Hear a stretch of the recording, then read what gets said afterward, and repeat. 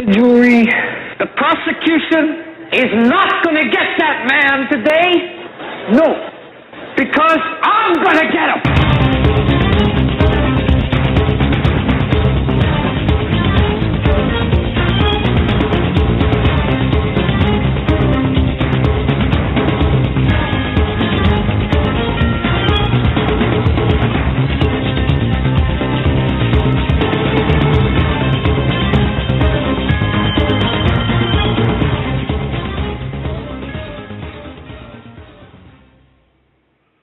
This is the Hagmann and Hagmann Report for today. It's a Thursday, March 7th, 2013. I'm Doug Hagmann. With me is my co-host, Joe Hagmann. Together, we are the Hagmann and Hagmann Report. I want to thank each and every one of you for joining us today.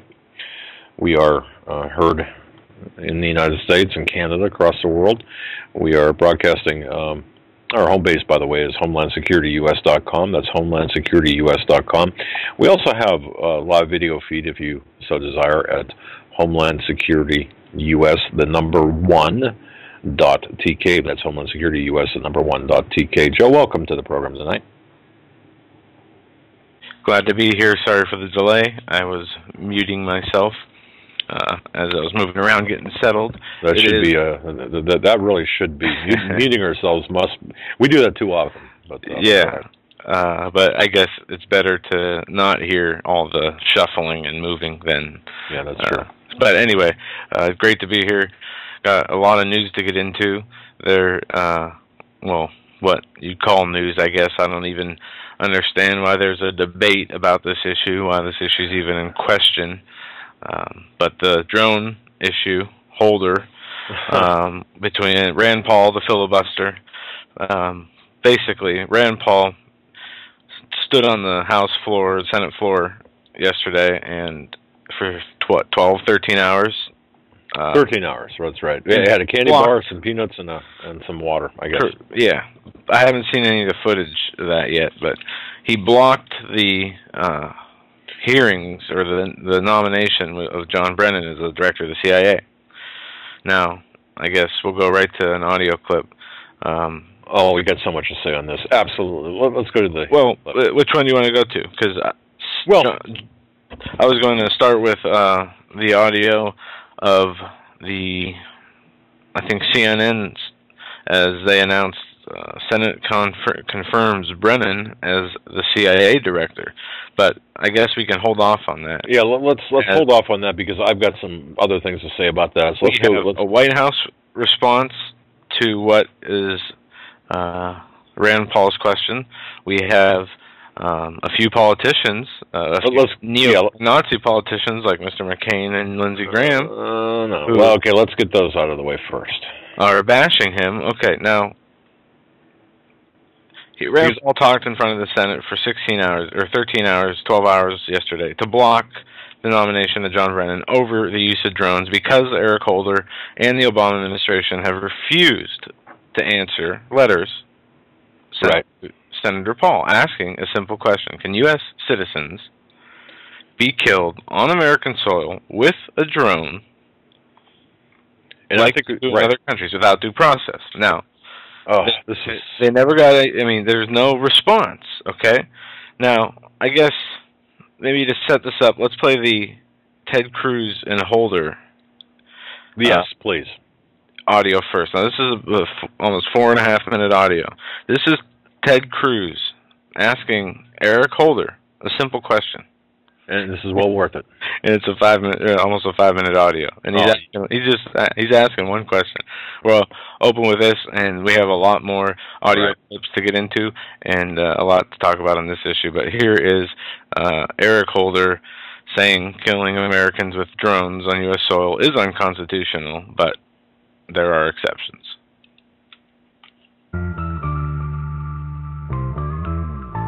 I'd like to address three areas, and I'd like to start with the topic you were just discussing, the topic of drones.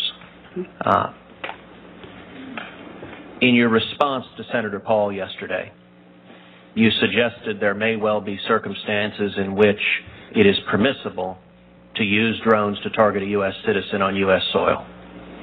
I'd like to explore those circumstances, and in particular you pointed to two. You pointed to Pearl Harbor and 9/11, both of which were extreme military attacks on the homeland. I want to ask a more specific question. If an individual is sitting quietly at a cafe in the United States, in your legal judgment, does the Constitution allow a U.S. citizen on U.S. soil to be killed by a drone?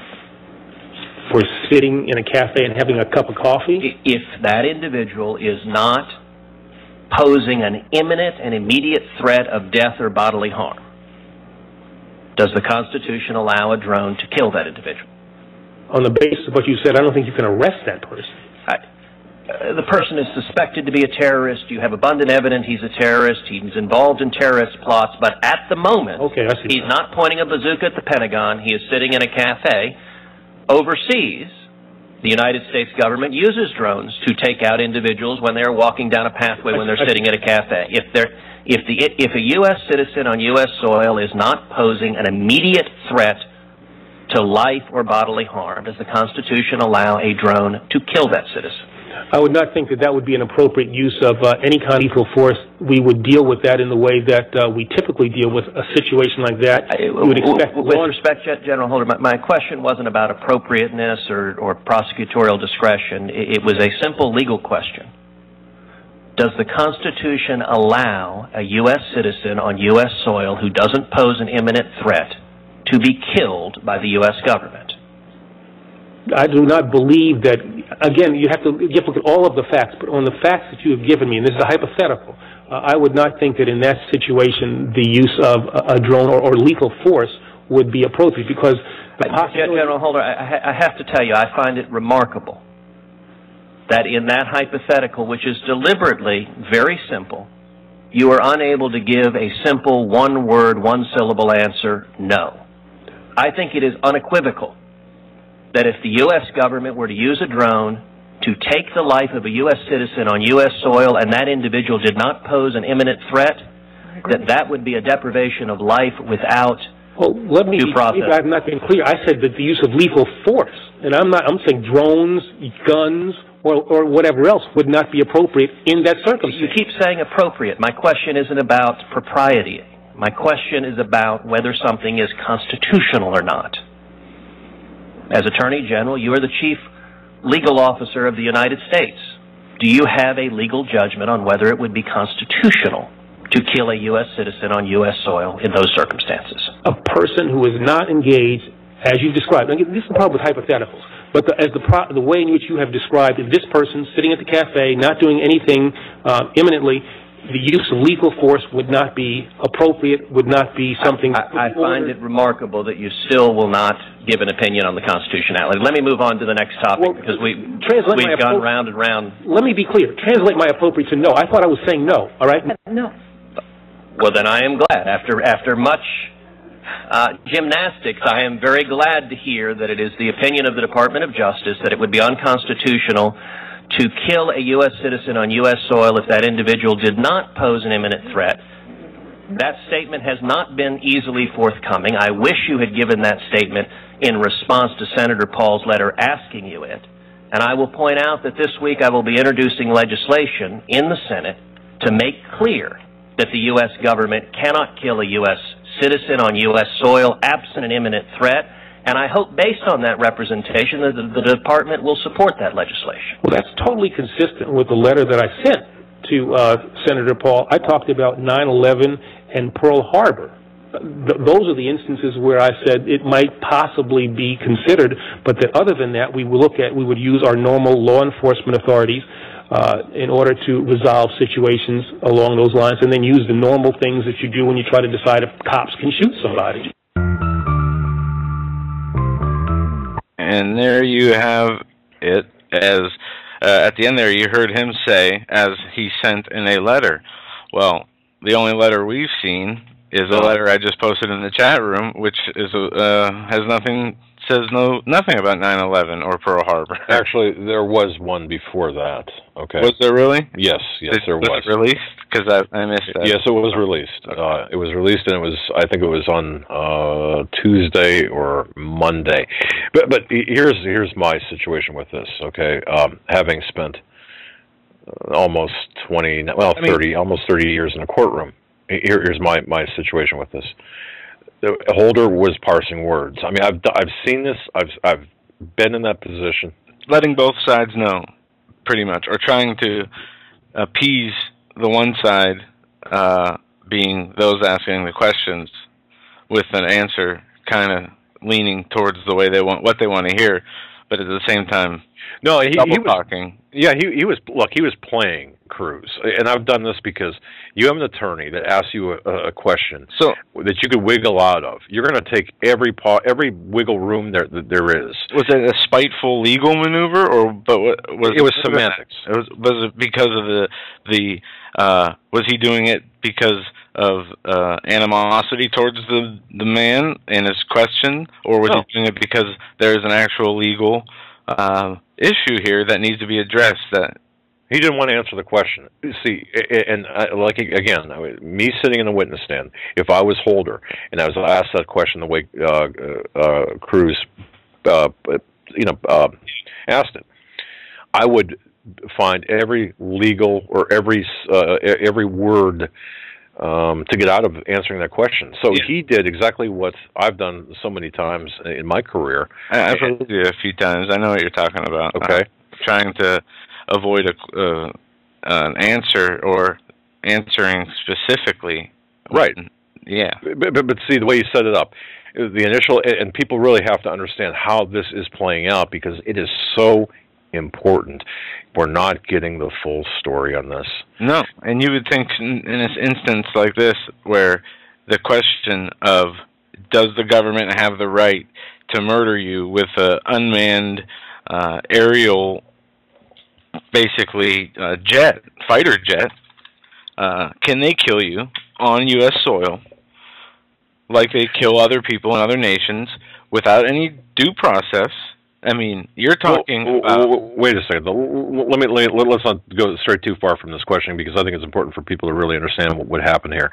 The original question by Ted Cruz implied, but was not asked, implied that the person sitting in the cafe was a terrorist. He did not ask it. Therefore, Holder did not have to address it. Cruz did say, let's say the man was the second time. Listen very carefully. Oh, okay. Right. Okay, the first time out, he did not specify. He just said, somebody sitting in the cafe somewhere, can you, U.S. citizen, U.S. soil, all right, bam. And so Holder, and you could parse this, 5 ways from Sunday. I'm going to tell you, it's I've done it before, and no, of course not. If he poses no, if he's not on a terrorist watch list or whatever. Holder said that there's not even justification to arrest the person. Exactly.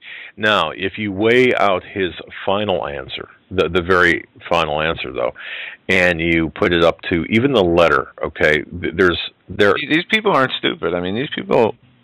No, this is like the evil genius. This is a very deliberate method of skirting the question because when this comes up, and it will, because there will be a drone strike in the United States. I promise you this, there will be. There's no other option. I mean, there's so many local law enforcement cities now that use the drones. You have federal agencies like the EPA, the DHS, all the NSA using these spy drones, and then agencies, the CIA and other black agencies we don't even really know about. Probably a private contracting, Blackwater type.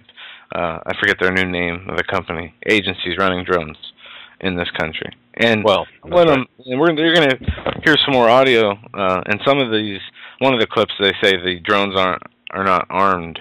I think McCain says it, but yes, we know. We know they are. Yeah. Man. Could probably find the clip and upload it for tonight about the drones being armed, coming from the government. But what we're going to do here is, since we had played that clip of Eric Holder talking with Ted Cruz, we're going to go back to Rand Paul and the filibuster. Now, Brennan is Obama's, drones are, pretty much, more than anything. His official title was the head of the counterterrorism agency.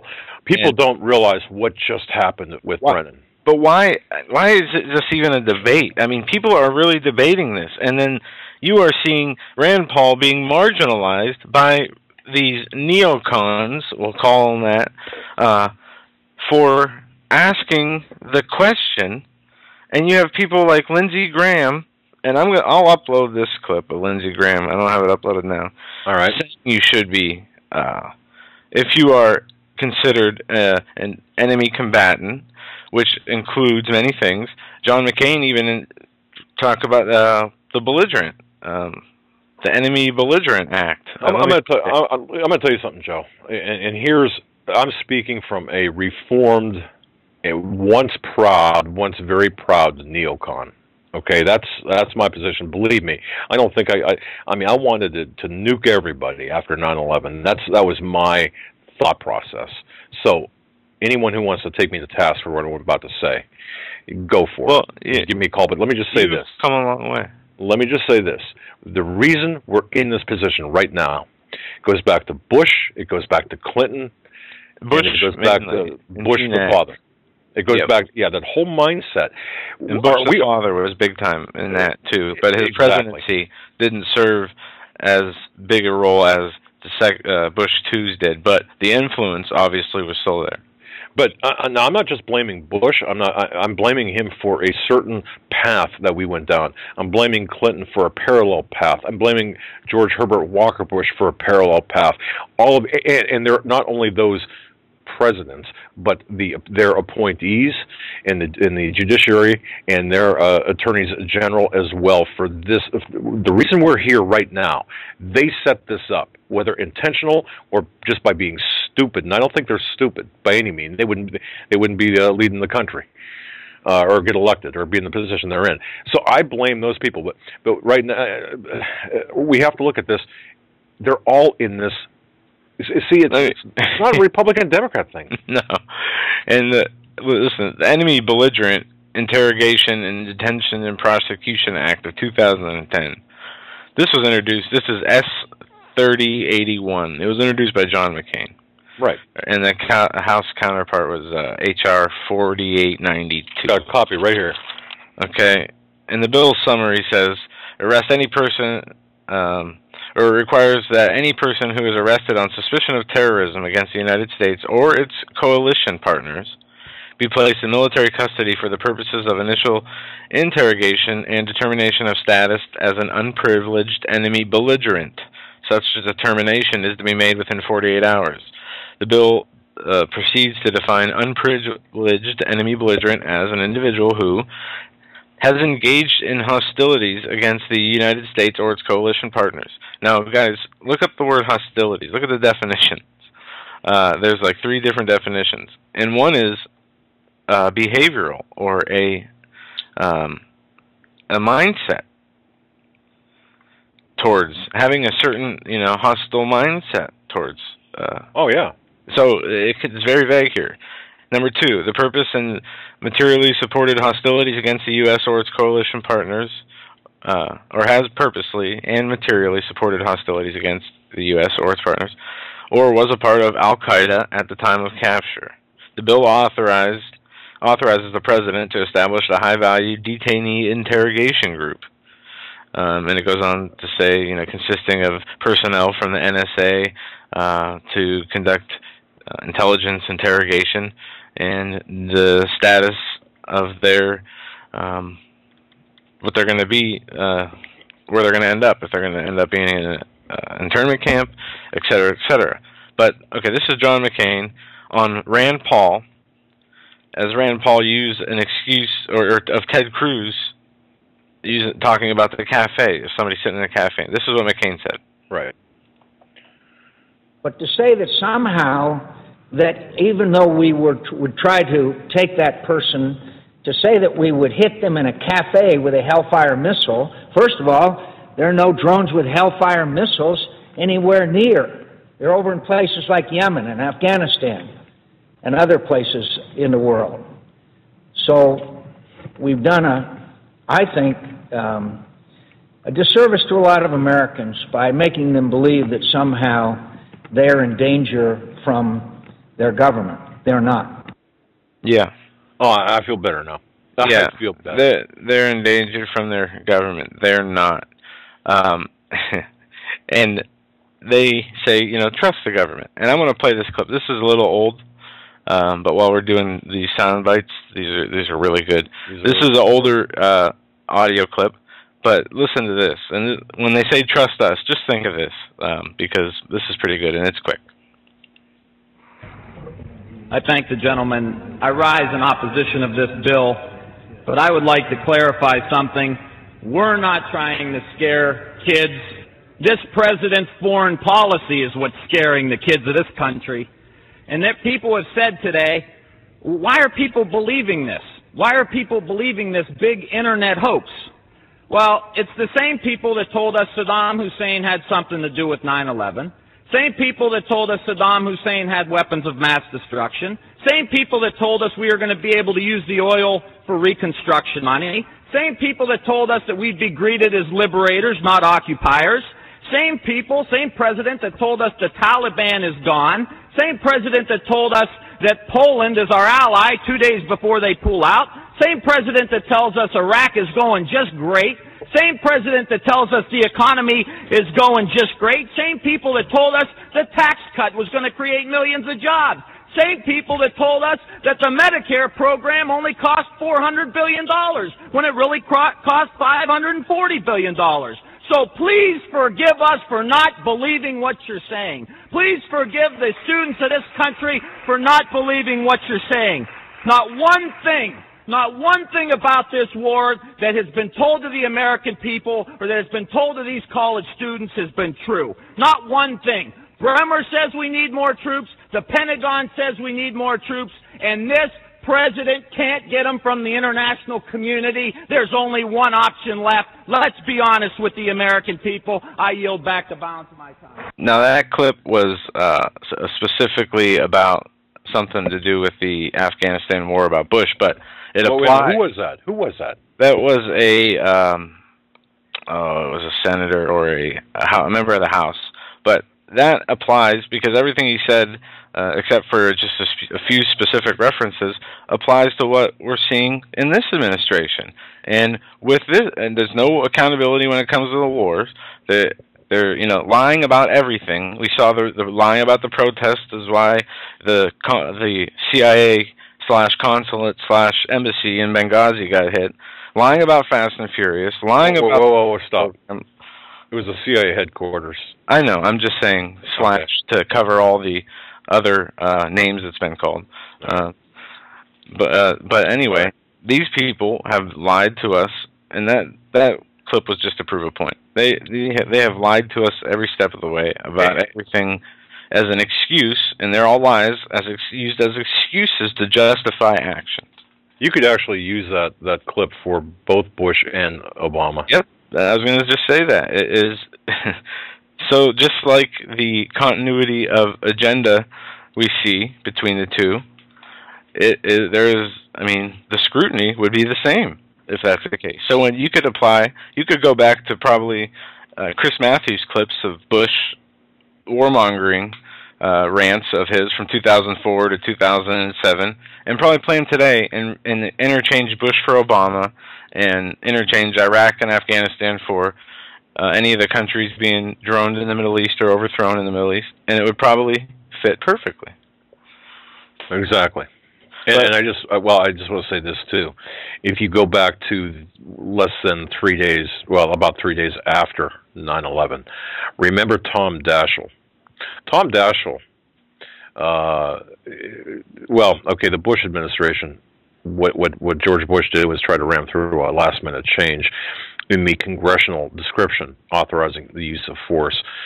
From the Washington Times back in 2005, Daschle was quoted as saying this: just before the Senate acted on this compromise resolution, the White House sought one last change. Literally minutes before the Senate cast its vote, the administration sought to add the words, "in the United States," and "after appropriate force" in the agreed-upon text. The last-minute change would have given the president broad authority to exercise expansive powers, not overseas, where we all understood he wanted the authority to act, but right here in the United States, potentially against American citizens. He writes, "I could see no justification for Congress to accede to this extraordinary request for additional authority, and I refused." That's from Tom Daschle in 4 days after 9/11, and then that was reported in. If anyone wants to verify that, in the December 23rd, 2005 edition of the Washington Post. Wow. I still have an audio on 9/11. We'll play tonight at some point that will put everything into perspective, because somebody told me today, a friend of mine I was talking to me about a book they were reading, When a Nation Forgets God. Oh yeah, I've got it right here. Right, yeah. Right. And with the talking about the Reichstag fire, and there was a date in I think it was on page 18, March 21st, 1933, and Hitler made a deal with a church or something along those lines. I was not exactly sure what it was, but that's what we were referring to. And I don't know where I was going. Oh, the Reichstag. That event is like the same similar thing was 9/11 here in America. The Reichstag event was used to switch from what the rights of the public were. It was used to change it into more of a dictatorship, more of a totalitarian. Well, it was an authoritarian and totalitarian system, and the 9/11 was used in the same way. And the targets of the initial, what they said were the terrorists, were people who posed a threat of blowing up buildings and trying to do things to cause mass death and trauma and terror. But obviously we learned, some knew before it even happened, some learned slower, that it was a setup, that this country was hijacked by the people who were involved in PNAC, by the international bankers, and this was used to implement the police state that we see today. And there is no denying it is real, it is here, and it is not going anywhere until they get what they want. And it is frightening in a way to know that we have the NDAA, the Enemy Expatriation Act, the National Emergency Centers Establishment Act, the Presidential Homeland Security, what was that council they made up? Homeland Security Council, the Board of Governors. All these pieces of legislation and executive orders that are being used to take away our rights in the name of terrorism for safety, when the only ones perpetrating any real terror are the ones coming to us saying they have to take our rights away because of the terror. Exactly. It's absolutely... It's absolutely mind-boggling, and I know a lot of people already understood that, but I told my dad before the show that I just wanted to kind of, in my own mind, speak it out, go back to the basics of this, how this is setting up, how it was set up. But see, you mentioned When a Nation Forgets God. It's a book by Erwin Lutzer, Lutzer. It's $8.99, I think it is, on Amazon. You can buy it. I would suggest everyone grab this. Chapter 2 of this, it's always the economy, and this is what happened in Germany when the German economy was just out of control. Economic chaos basically spread through Germany after World War I. Why did it do that? Don't forget the Treaty of Versailles set that up. Okay, Germany was made to pay reparations. Well, they couldn't do it. I mean, and what happened was they began, and I'm really giving the short story here, but they began printing money like Americans doing. Their inflation was triggered by a huge increase in the money supply because of the heavy reparations assigned to Germany after losing World War I. That goes back to the Treaty of Versailles. Who set that treaty up? Well, it was the international bankers that set that up. So the German government, what they did was they chose to pay their debts by using the marks, Deutschmarks, printing as many as they needed just to stem the crisis, just ahead of the crisis.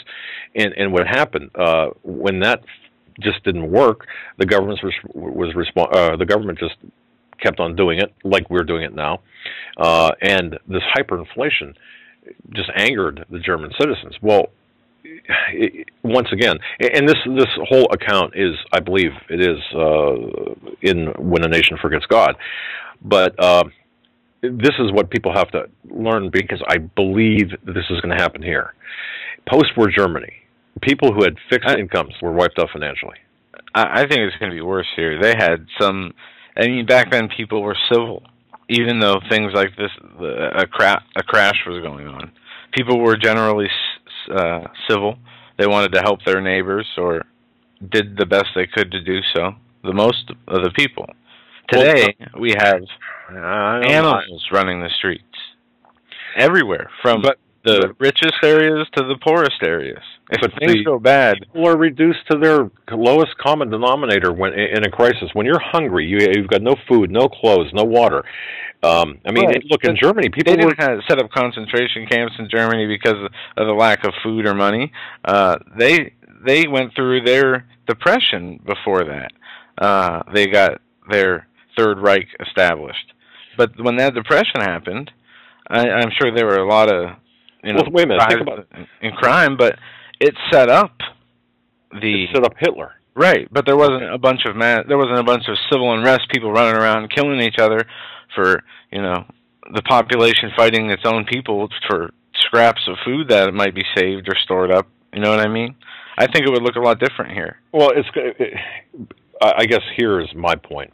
Just as the Treaty of Versailles set up Hitler, and just as inflation, the rampant inflation, when you would go to work at 9 o'clock in the morning in Germany, and people would have to get paid every day. Their retirement funds were wiped out. Prices changed by the hour. In fact, one student. This is an account that I got from this book. One student at a university in Germany ordered a cup of coffee for 5,000 marks. He decided to order a second cup when his bill came. It was 14,000 marks, not 10,000. And he asked why. Well, it was because of the rapidly changing economy. Can you imagine the course of 1 hour? I guess my point is. This is going to happen here. But it's not going to be like that. It's not going to be.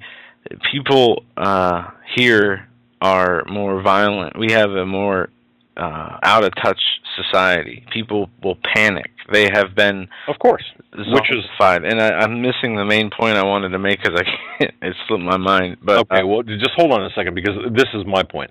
So that whole situation gave it to Hitler.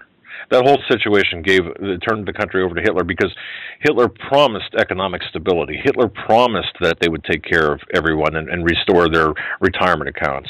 And so, okay, he was voted in. But see, what I'm saying is, what we're going to have because of this, because of the economic crisis coming, we're not going to have a Hitler. We're going to have a global government or global economic system. This is what's going to happen. So you're saying they can step in before it really gets they can let the inflation start to go for a while enough to where before civil unrest starts, they could step in. No, I'm not saying that. Not at all. Not at all. There's going to be a fire. The cities will burn.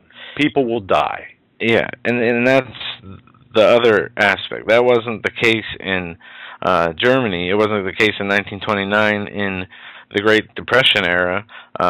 It wasn't, you know what I mean? We are living with a different kind of people, a different breed of humans now, where it is really, we have been brought down to our animalistic instincts. Right. Because of the lack of intelligence we have. In 1929, or during the Great Depression, you had a greater level of self-sufficiency with the farms and all of that. Now you've got people living on top of one another in cities. You had some of that back then, not to the extent today. So yes, you're correct in that respect. However, you're going to have, morals and, the lack of morals, the lack of care of human life, the lack of education, the lack of good parenting and love, the lack of a good foundation.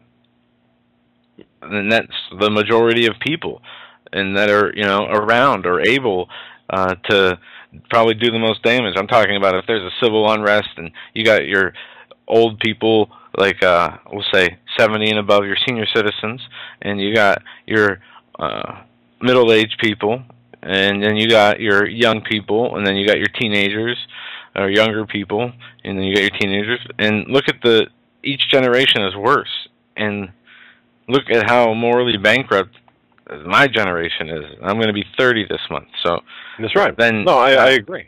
You got your generation, which 22, 23 years older than mine, is much more. You guys are much more mature than our generation. No, we're just old. And it's not that. No, there's a difference. I mean, you can tell when a younger person or who's running this country are going to be mature. Versus Bill Ayers. Okay, my generation, Bill Ayers.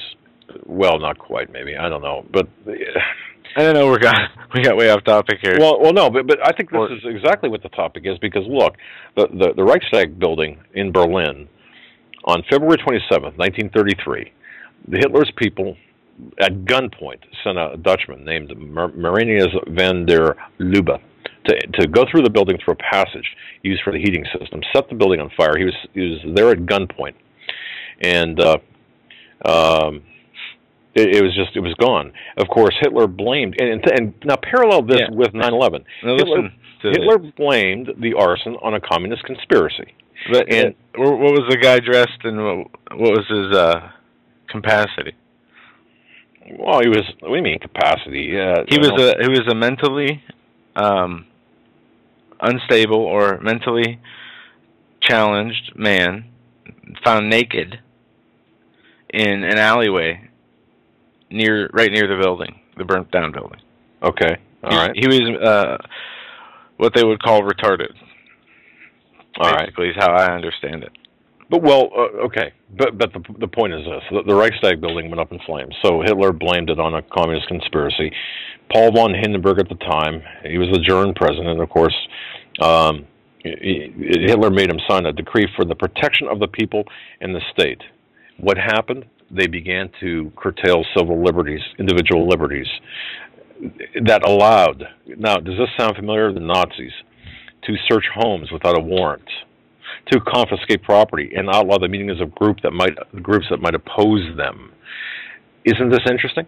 A little bit. I mean, isn't this what we're seeing today? The same template that went on in Nazi Germany. So you take this, you take 9/11, 2001, compare it to February 27th, 1933, the date of the Reichstag building fire in Berlin, and this is what we're seeing. It's happening a little bit slower today because of the information, I believe. The information, thanks to the internet and people fighting back, but it's the same. Look how far we've gone. We're talking. Can you believe this is America when we're talking about? Is it okay to snuff somebody out in the middle of a cafe? Yes, that's I think one of the main points, if I didn't make it already, that we're even having this debate in the first place. That there's even debate or discussion on whether this is good or bad or legal or illegal. According to the Justice Department memos, though, contradicting what Eric Holder has now come out and said. And here, let's do this. Let's go to the White House's response to the question from Rand Paul. All right. And to be crystal clear, I want to be crystal clear about what Senator Paul is now asking. I'm going to read directly from the Attorney General's letter of today. He has sent a letter responding to this question. It was transmitted to Senator Paul within the last half hour or so. And here is from the letter, quote, "Does the President have the authority to use a weaponized drone to kill an American not engaged in combat on American soil?" The answer is no. The answer to that question is no. And that is signed. That is a letter that is signed by the Attorney General and was submitted to Senator Paul in his office. Now, I promise. As to the circumstances, as to when those drones could be used, would that be a 9/11 or Pearl Harbor style attack? I think it's important to step back and say the issue of technology has nothing to do with the legal matters that we're discussing. The President has not and would not use drone strikes against American citizens on American soil. On the broader question, the legal authorities that exist to use lethal force are bound by and constrained by the law and the Constitution. The issue here isn't the technology. The method does not change the law. The President swore an oath to uphold the Constitution, and he is bound by the law. Whether the lethal force in question is a drone strike or a gunshot, the law and the Constitution apply in the same way. And okay, now, wait, let's back up here, because let's think about this. So what Jay Carney basically just said is if we were it's the same thing to fly F-16s over Pakistan and Yemen and drop bombs on kids and suspected militants then, right? Because the use of lethal force is justified, obviously, because they're dropping bombs on these people. Look, I mean, think you might it's as well a little bit inflammatory to say that they're dropping bombs on kids. Okay, they are. How many children? I can. Are they targeting? Are they targeting children? Children, but children are dying as a Right. direct result, and Okay. they don't care. It's called collateral damage. I understand that, but we're talking about a specific course of action. I'm not talking about. Do you think that some terrorist, alleged terrorist, sitting in a cafe, you don't think there's going to be collateral damage from that? Of course there will. Well, not if a trained and responsible police unit or tactical unit were on scene or able to make it on scene. But if you're talking about a drone strike, but all that is no. Look, no, all that is just baloney. What it's going to come down to, at the end of the day, is whether the definition of someone not engaged in combat, right. or the definition of combat, the definition of belligerent, the definition of an enemy, right, or the definition, or what is. This is Clinton, Obama, Bush. This is all wrapped up into one, and it's going to come down to semantics. Even the fact that the White House had to, or actually issued a letter. Yeah. Okay. So what's going to happen is, a patriot group suspected of going to nuke the Capitol or whatever, or the White House, or take the government back, take the country back, they're going to drone somebody on U.S. soil and say, look, they were. You can't tell right now, but they had bazookas and they had whatever this material there. They were going to hit the Capitol, so we had to do it. You could have a gun rally like I intended to document on the weekend. Right. Now, these people at the gun rally were engaged in actively taking on the government, but what if the Second Amendment rally was about not only the Second Amendment, but your right to keep and bear arms that opposes the governmental view? And what if that view is considered to be... And do you realize that the number of letters to the editor of this town's paper came in saying, "Oh, it is such an obscenity for these men to be walking in the middle of town with loaded weapons." Yeah. First of all, who in the heck said they were loaded? Number one, and all of these arguments are diversionary. Believe me. Yeah. Because I go back to the book, When the Nation Forgets God. It's all about the economy. That's where it's at. All of this... where the problems will arise from. Well, not only that, that's the underlying issue here. No, it's worse than that. The underlying issue is spiritual. You're talking as a nation, the health of our nation as a... Well, of course it's spiritual. Yeah, of course. But I mean, how far do you want to go? Yeah, it's spiritual, but it's also.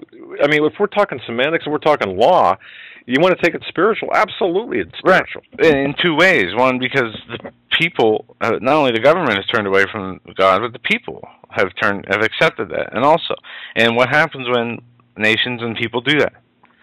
Bad things. Judged, right? And we are starting to see that. And right. That is the root cause, but.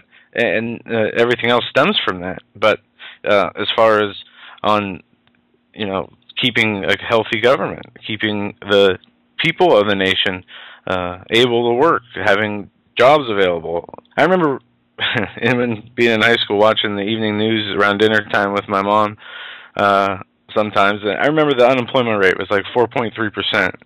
For I don't know how long. I just remember it was like 4.3 to 4.5. It would fluctuate in between there.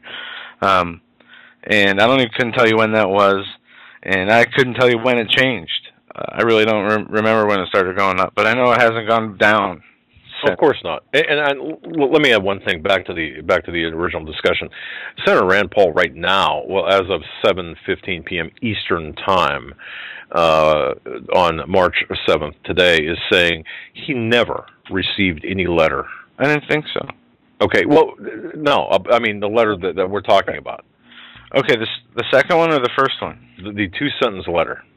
Okay, so it was published, but... It was published, but never... according to Rand Paul, maybe we haven't received any letter yet. Go into his junk email file. You know, look, I don't know, but I'm going to tell you right now, there's something... This is not what it appears to be. Please, you've got to understand that.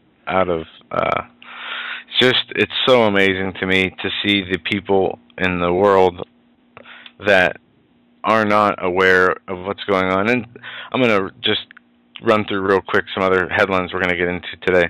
Japan and the U.S. have reached an agreement on a Trans-Pacific Partnership deal. We're going to be talking about that. Also, there is a new disease or a new illness, a break in New York of absolutely terrifying meningitis. In addition to that, a nightmare bacteria we talked about last night or the night before. It was on the 5th, I believe. Yeah, there's a new article about that. The CDC is warning of a rise in a nightmare bacteria. And also more on what you were talking about with Paul and McCain here. It's Paul fires back. Senator McCain and Graham think the whole world is a battlefield. Do we have that clip? That clip was not up yet. It was up on a embedded player, and I couldn't get it, but I'm sure we can get it before the show's over. It's more the same, though. All it is. It's just more the same. It's them saying, "Oh, this is." Yeah. I didn't mean to interrupt. No, I'm just. You know what? I'm just getting tired of this whole thing. Wanted to read this piece of legislation or this story, and we're going to be taking your calls tonight. Also, maybe in the third hour, the second hour or the third hour. Right. Okay, Florida. This is out of Florida. This is humorous to me. Florida bill would require anger management courses for people who buy bullets. Man, there's nothing humorous about that. You know what? You need humorous to me because it's just so out of. It's just so out there. It's like reading a comedy, crime novel. Well, stories anymore. Look, the situation is this: they're attempting the federal government, this regime, and the international cabal of bankers, and I've got to throw them in there too. They're attempting to disarm the American public in advance of an economic meltdown, which is going to cause cities to burn, people to die, and that's what they have planned for the American people because they don't care about the American people. And see, there's no walking this back. There's no there's no walking about that. I'm laughing just out of I'm done being angry. I've been through those stages. I've been through the frustration, the anger, the rage, and the sadness. And now it's time to get busy, not laugh. But right, but I have to laugh, or I'll get angry. And you know, it's just not a good place to be when you can't control the situation beyond. I mean, what we're doing, I don't know what else to do. Well, if I had a solution, I would do it. But people, and I understand what you're saying. I mean, people think that they're going to. People always say, "No, you know, I'm not going to give up my guns, you know, for my cold dead hands."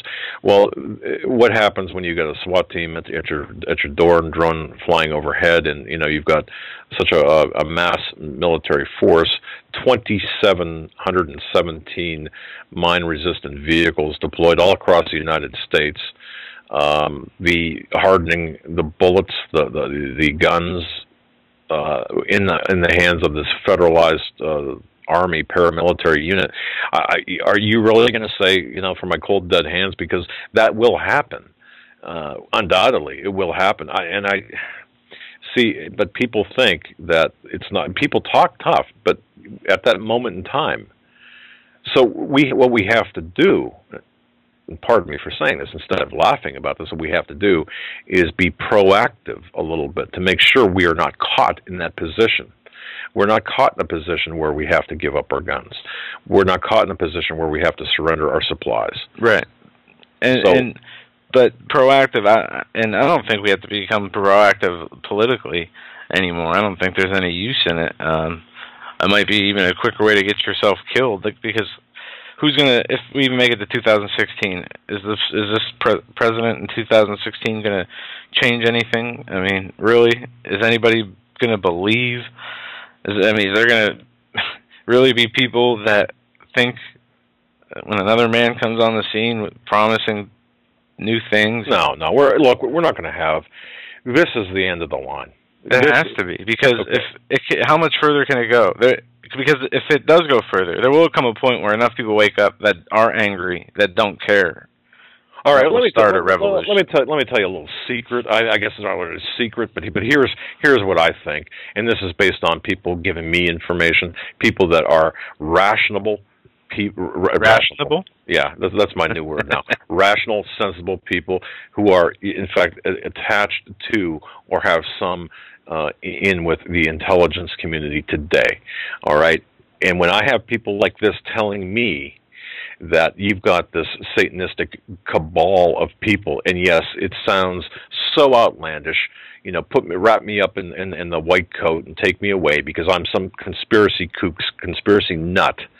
Okay, but you've got this Satanistic cabal of people wanting so bad to get, and they've got their economic skin in this game, meaning the United States and across globally, basically, that they want to institute a one world economic system right now to replace the failing U.S. dollar and the euro and all the currencies that they're planning to crash. You see, when is this going to happen? I don't know. But I'll tell you one thing. The Satanists and these Luciferians, their New Year's is April 1st. And there's always, in the month of April after that, and the holy high days of these Luciferians, there are always Satanistic bloodbaths that take place. These sacrifices that take place. And why not make it on a global scale? Let's just, because they are at the end of the line. Now, do you think I'm ready for the loony bin? No, I don't. The dates, I'm not sure if, April 1st, that could be something they celebrate in private. Who knows? But I'll agree with you on one thing. They can't have another, plane. They can't have planes hit buildings. They have to do something, 10 times bigger than the last. They have to do something on such a massive scale. What could it be? To paralyze the whole world. Exactly. So can you imagine how big of an event or how much pull the plug on the economy? Tank America, tank the dollar. What would that do to the euro? You know what? Honestly, I think if the dollar crashed, I think the only unrest we'd see would be in America. The domino effect. I understand that, but I don't think. I know we. Wait. So what are we seeing in Greece? Picnics and puppy dogs running around? No, but because Greece is having an economic collapse, are we seeing it in America? Okay, no. multiply that by 10. Oh, I understand that. And that's what's going to happen. You might have the North American problem, but I don't think you'd have riots in Europe over an American dollar collapse. No, but you're going to have riots in Europe over a euro collapse when nobody can buy food. And that's what's going to happen when the dollar tanks, when people tank the dollar. And they could do this all simultaneously or in a close proximity of time. Exactly. And that's what they're planning. And like I said, you've got, and folks, don't take my word for it. Please don't take my word for it. Because there are so many people don't want to go here. And I was I fought to go here. I did not want to even go here at all. No, it makes you Looney Tune. I was thinking today when I was doing dishes, and I was thinking when I was listening to uploading audio clips for today about when I used to tell you when we used to take road trips, and I'd call Bush when he was president, and I'd be like, "That he's a Nazi," and you'd get so mad. You remember that? Of course, because I fell for the line. And I couldn't say anything else, but how much of a Nazi he was, and he would get so frustrated. My dad would get so frustrated, like, "Oh yeah, he doesn't know, the idiot. He has no idea what he's talking about." And I didn't go further than that because I wasn't really involved or knowledgeable, but I knew enough. Well, there were times that you almost had road rash because I was going to toss you out the window. But everyone has got to get to that point in their life when they have to say, all right, what's really going on? Just stop. Everyone just stop what you're doing if you have the opportunity and take a good, hard look, and especially history. Because now, let me bring this up right now, right before the top of the hour. Folks, the Whiskey Rebellion. Y'all know about the Whiskey Rebellion? Okay. What's that? Is it like the Tea Party but with whiskey? No. Here's the deal. Back in and you guys can look this up. Back in 1791, just about 10, 15 miles south of Pittsburgh, about 10 miles south of Pittsburgh actually, is where it took place. The Whiskey Rebellion was a conflict that took place when George Washington was the president. Alexander Hamilton was actually like what do I want to say? Oh goodness, a banker, the Treasury guy. Thank you. Okay, Hamilton. The Whiskey Rebellion was about the taxation of spirits, whiskey. After the Revolutionary War. Are you serious? I forgot to unplug this. That's me calling you just to mess with you. Well, you know something? No, I'm kidding. That's funny. All right. We're going to have to put Post-it notes up, like a 1, 2, 3 thing to do before the show starts. 1, mute phone. 2, unmute mic. Yeah. 3, turn on a computer. 4. Yeah. All right. No. Anyway, now look. Right after the Revolutionary War, here's the Cliff Notes version of this. Right after the Revolutionary War, the veterans basically were farming and doing their farm stuff, and they realized that instead of carrying these big things of grain and stuff for trading and for bartering and for commerce, they could distill the grain, almost anything that they farmed, into spirits, whiskey, whatever the spirits would be. Well, the government at the time, Treasury Secretary Hamilton, said, "Hey, wait a minute. Let's put a tax on the whiskey produced here in the United States." Congress instituted a levy back in 1791, and the people around in this part of the country, from Pittsburgh down through I don't know, Kentucky, Tennessee, and all that, said, "Hey, this is baloney. We're not going to do this. We're not going to pay tax on this liquor." Well, and this is important to understand, even though people might think I'm a little off by talking about this. What happened was they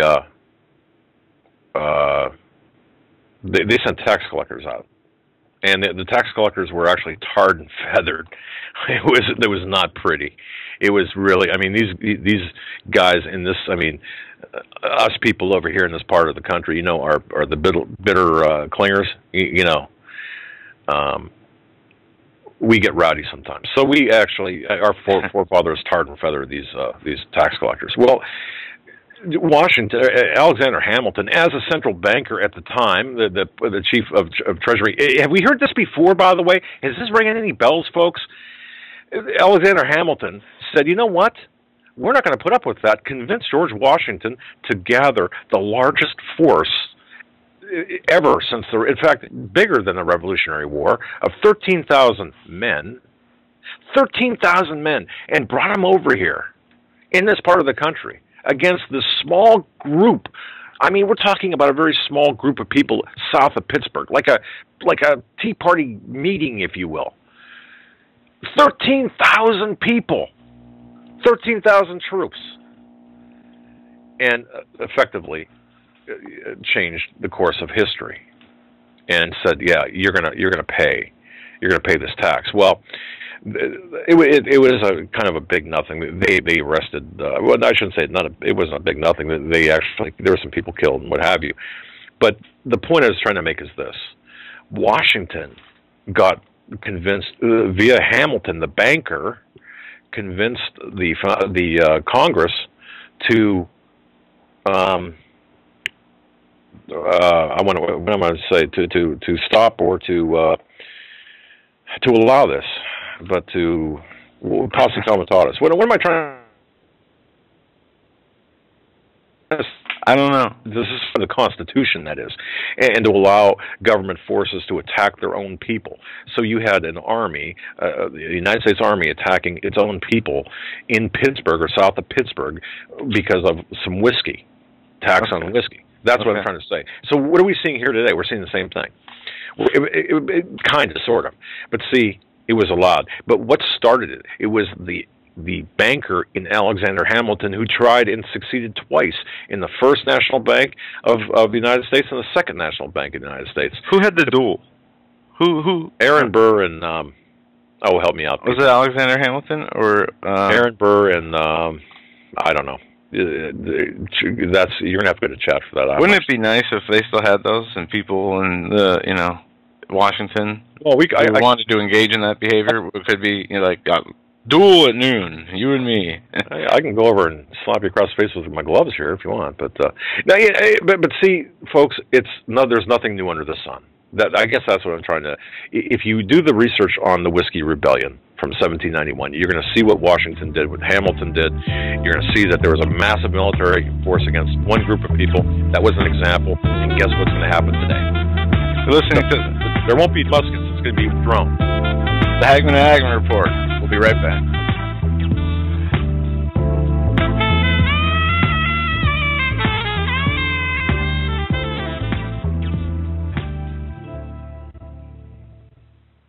Hi folks, Doug Hagmann here. You might know me as the co-host from the Hagmann and Hagmann Report, or as a frequent guest on Coast to Coast AM with George Norrie. If you're like me, you're tired and confused over today's headlines. You just don't know where to turn for accurate, concise information about really what's going on, what's truly going on in today's society. If you don't know where to turn for accurate, well-researched, and properly vetted news, I've got a suggestion.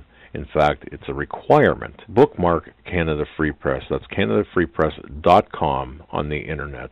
It's just not for Canada. It's for news across the world. Judy McLeod, founding editor, has put together a vast array of talented writers like Kelly O'Connell, Daniel Greenfield, Dr. Eilena Johnson-Powell, a lot of guest columnists, very talented writers. Folks, that's Canada Free Press at CanadaFreePress.com. Now mobile friendly. Follow on Facebook, because without America, there is no free world. Survival of the fittest. In any and all situations, survival is your #1 priority. That requires being tough and thinking smart. And the folks at Freeze Dry Guy are going to help you do just that. They have the long-range patrol ration entrees, what they call the Brick Pack. When you're in survival mode, it is absolutely the best item for your survival pack or bug-out bag.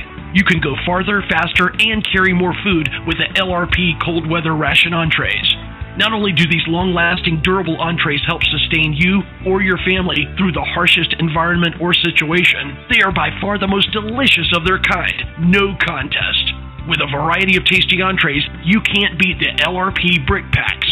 Let Freeze Dry Guy help you in your survival situations. Go to freezedryguy.com. That's freezedryguy.com, or call 866-404-3663. That's 866-404-FOOD.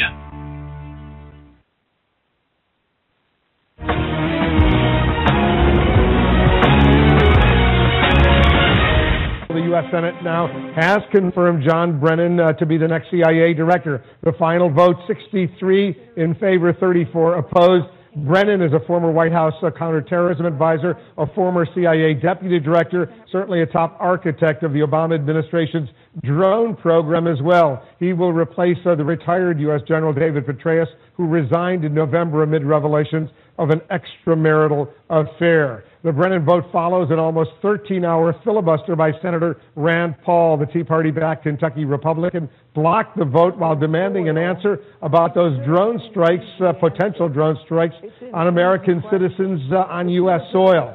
That answer came in a letter from the Attorney General just a little while ago, Eric Holder writing to Senator Paul. And while Senator Paul was talking to our own chief congressional correspondent, Dana Bash, he got to read the letter. It's literally 3 sentences long, and he says that the answer to your question about can Americans to be killed on U.S. soil? And the answer is no. Are you satisfied? I'm quite happy with the answer, and I'm disappointed it took a month and a half and a root canal to get it, but we did get the answer, and that's what I've been asking all along, and it really is what the Senate should be about. Advise and consent and find out what policies are. I have a feeling, since this was so difficult, that I never would have gotten this with routine letters to the White House. All right, let's bring back Senator Wyden. He was the only Democrat to join Senator Paul's filibuster of John Brennan. Quick question, Senator, are you satisfied with the letter, the explanation from the Attorney General, these three sentences? I think it is helpful, Wolf, and what he said is really consistent with what I went into on the floor of the Senate yesterday. In effect, the Holder letter now makes it clear if you're talking about a non-combatant in the United States, you cannot use lethal force, you cannot strike with a drone. What the earlier letter said, and it was what I went into yesterday, is that if you're talking about our country having to repel a foreign power, such as in the instance of 9/11 or something of that nature, you can use a military force. So we're continuing to root out more of the details about our policies, and I can tell you, Wolf, that this debate about drones, both in Washington, D.C. and in our country, is just beginning. There is a lot more work to be done, and I think you're going to see Democrats and Republicans here in the United States Senate. We kind of call ourselves the checks and balances. Hold on to your seat. The Hagmann and Hagmann flight is now taking off. Doug and Joe Hagmann have cleared the runway of TSA agents, jihadists, political crackpots, and global elitists. Now get ready for some real news. Here they are, Doug and Joe Hagmann.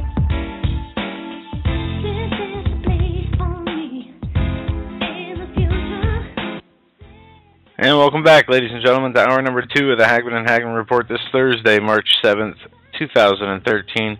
What you just heard there before we came back was a clip of Wolf Blitzer confirming or reporting the confirmation of head of the CIA, John Brennan. Despite the filibuster attempt by Ron Paul yesterday, we all knew this was coming, regardless of what anybody said. I'm sorry, Rand Paul. We all knew this was coming, though, as he was the chosen one by Obama, and we don't say no to Obama now, do we? Or the people who run him, obviously, because he is their master, or the face of their masters at the moment, and to say no to them would be like biting the hand that feeds you, so we'll just leave that alone. I got to tell you something, Joe. I'm going to paint my phone red. I love this because I've got like the super secret hotline.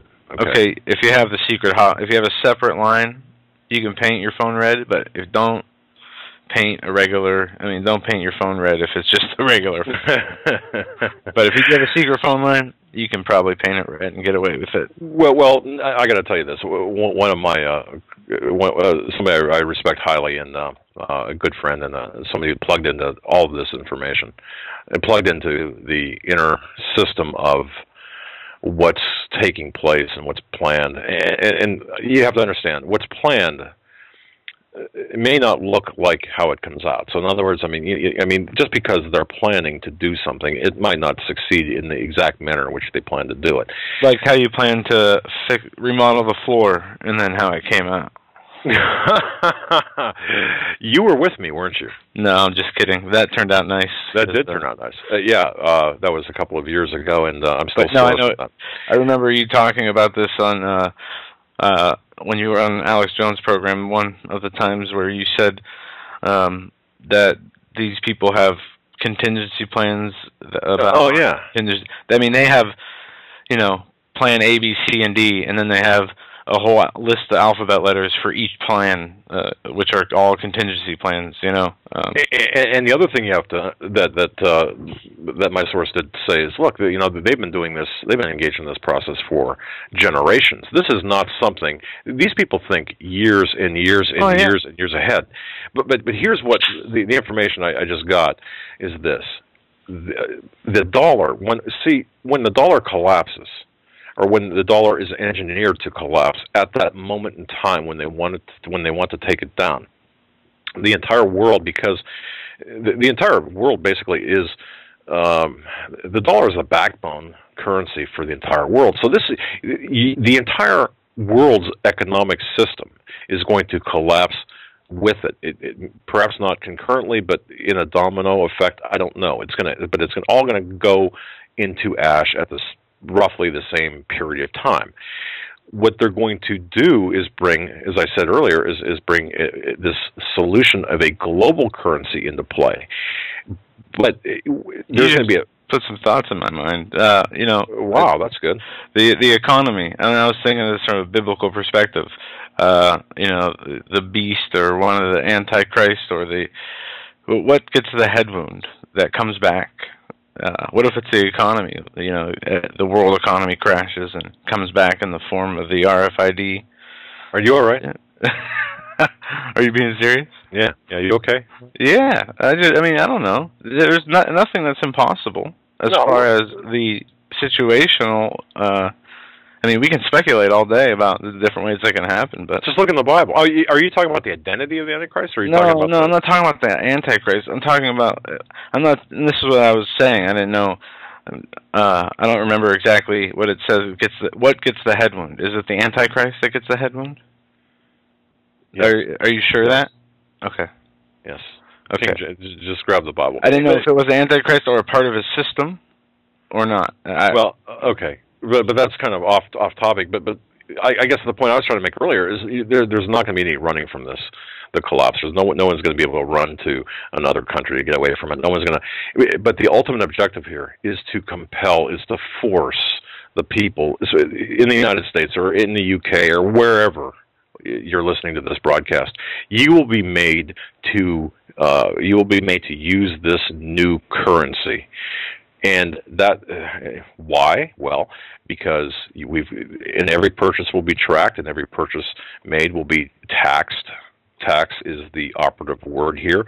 Once again, when a nation forgets God, it's all about the economy. Look at what they're doing. This is what it's all about. It's about What do you mean? We're in a recovery. What are they doing? Exactly, we're in a recovery. We're creating jobs. Watch how long this recovery lasts, and watch the surprised look on the people's faces on MSNBC and CNBC when everything falls and turns to dust. You just reminded me of what I was going to mention earlier about the collapse of the economy and how our society would react to that. The video, A Madness of a Lost Society, I was going to say, look how people act on Black Friday from those videos. When they're going shopping, how they trample over each other, how they, we see fistfights and shootings because and that's exactly what you're going to see. And think about if their life is at stake, let alone new sneakers. Hey, Grandma, you're laying on the floor. Sorry. But okay, and that's kind of the article that I wrote was inspired by the gentleman that I just spoke to. Think of that nightclub fire. Everyone's rushing to the exits, racing to the exits. Why? They want to get out. They're trampling others to save their own lives. This is what it's going to look like. There is not going to be any getting away from this. You are going to either you, the listener, are going to have to get out of the way of what's coming, or you will be trampled to death, or you will sustain some pretty severe, nasty injuries. And how do you get away? How do you get away from what's coming? You've got to prepare, and that's spiritually, practically.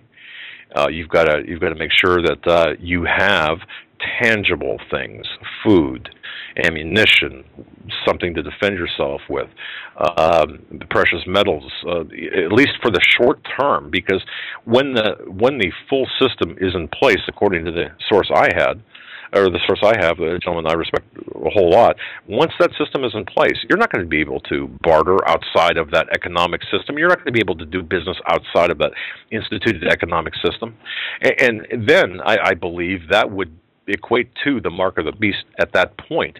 But there's a length of time, a stretch of time there, that they're going to be in the process of regrouping, and things are going to be taking place that are not. It's not going to be an automatic. Wednesday the dollar collapse, and Thursday, bam, we have a new system. There's going to be a period of time in there that we're going to have time to we're going to have to survive, I should say, and we're going to have to, and this is what we're preparing for, is that time period.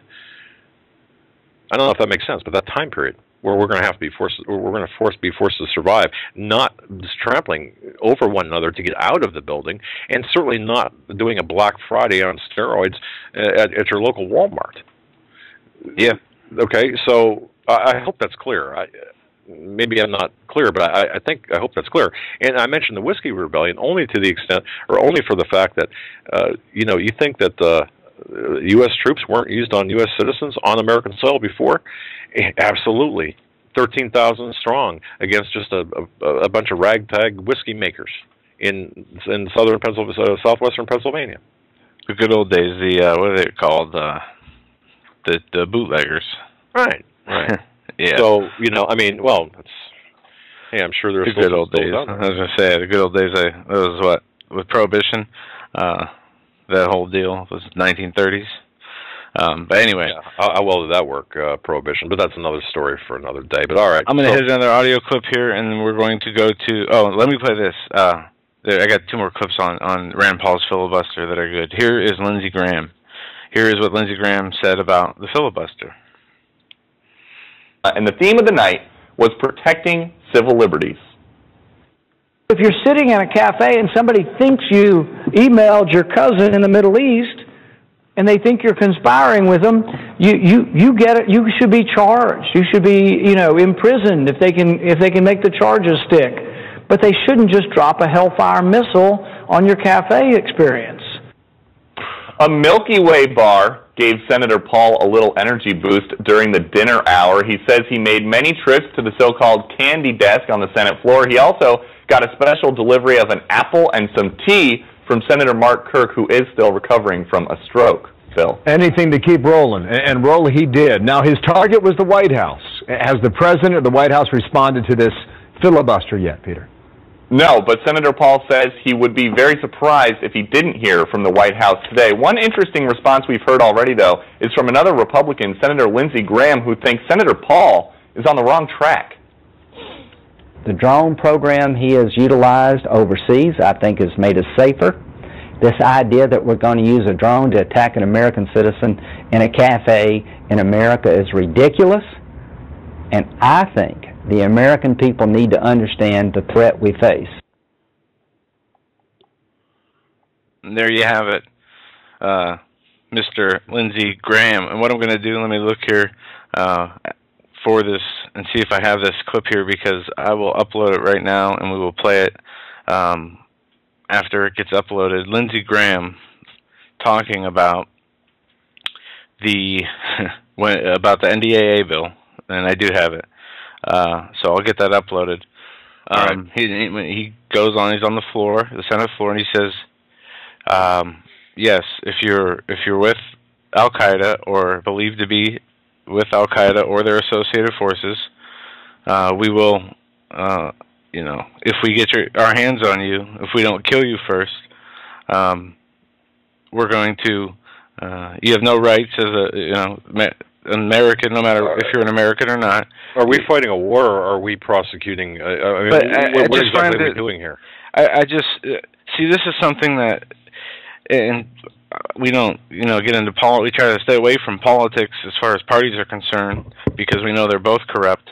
But this is an issue that is, and I've heard some people say this, but I'm starting to see it, I guess, that is transcending political parties. I heard Glenn Beck, I think, say it today, that it was bringing people together on both sides.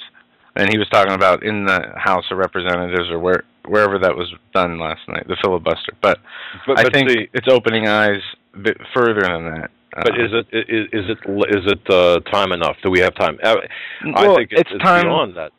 For spiritual awakening, political awakening. It's too late. It doesn't matter. But if it leads, the political awakening can lead to a spiritual awakening, then it's, there's always, as long as we are alive, we have opportunity. And well, of course, we can look. We have to fight. We have to survive. We have to live another day, get to the other side of what's taking place. We have to show up. We cannot surrender. Somebody had said, and I'm not plugged in the chat right now, so I don't know. But somebody had said that it could have been even Glenn Beck saying, "Well, it's time to surrender." I don't. That's not in my bones. I mean, surrender to certainly to a higher spiritual power, of course, but not to surrender, just give up on the idea of America as delineated in the Bill of Rights and the Constitution and the Declaration of Independence. No. Right. So we have to fight the good fight. But that doesn't mean that we have to be stupid either.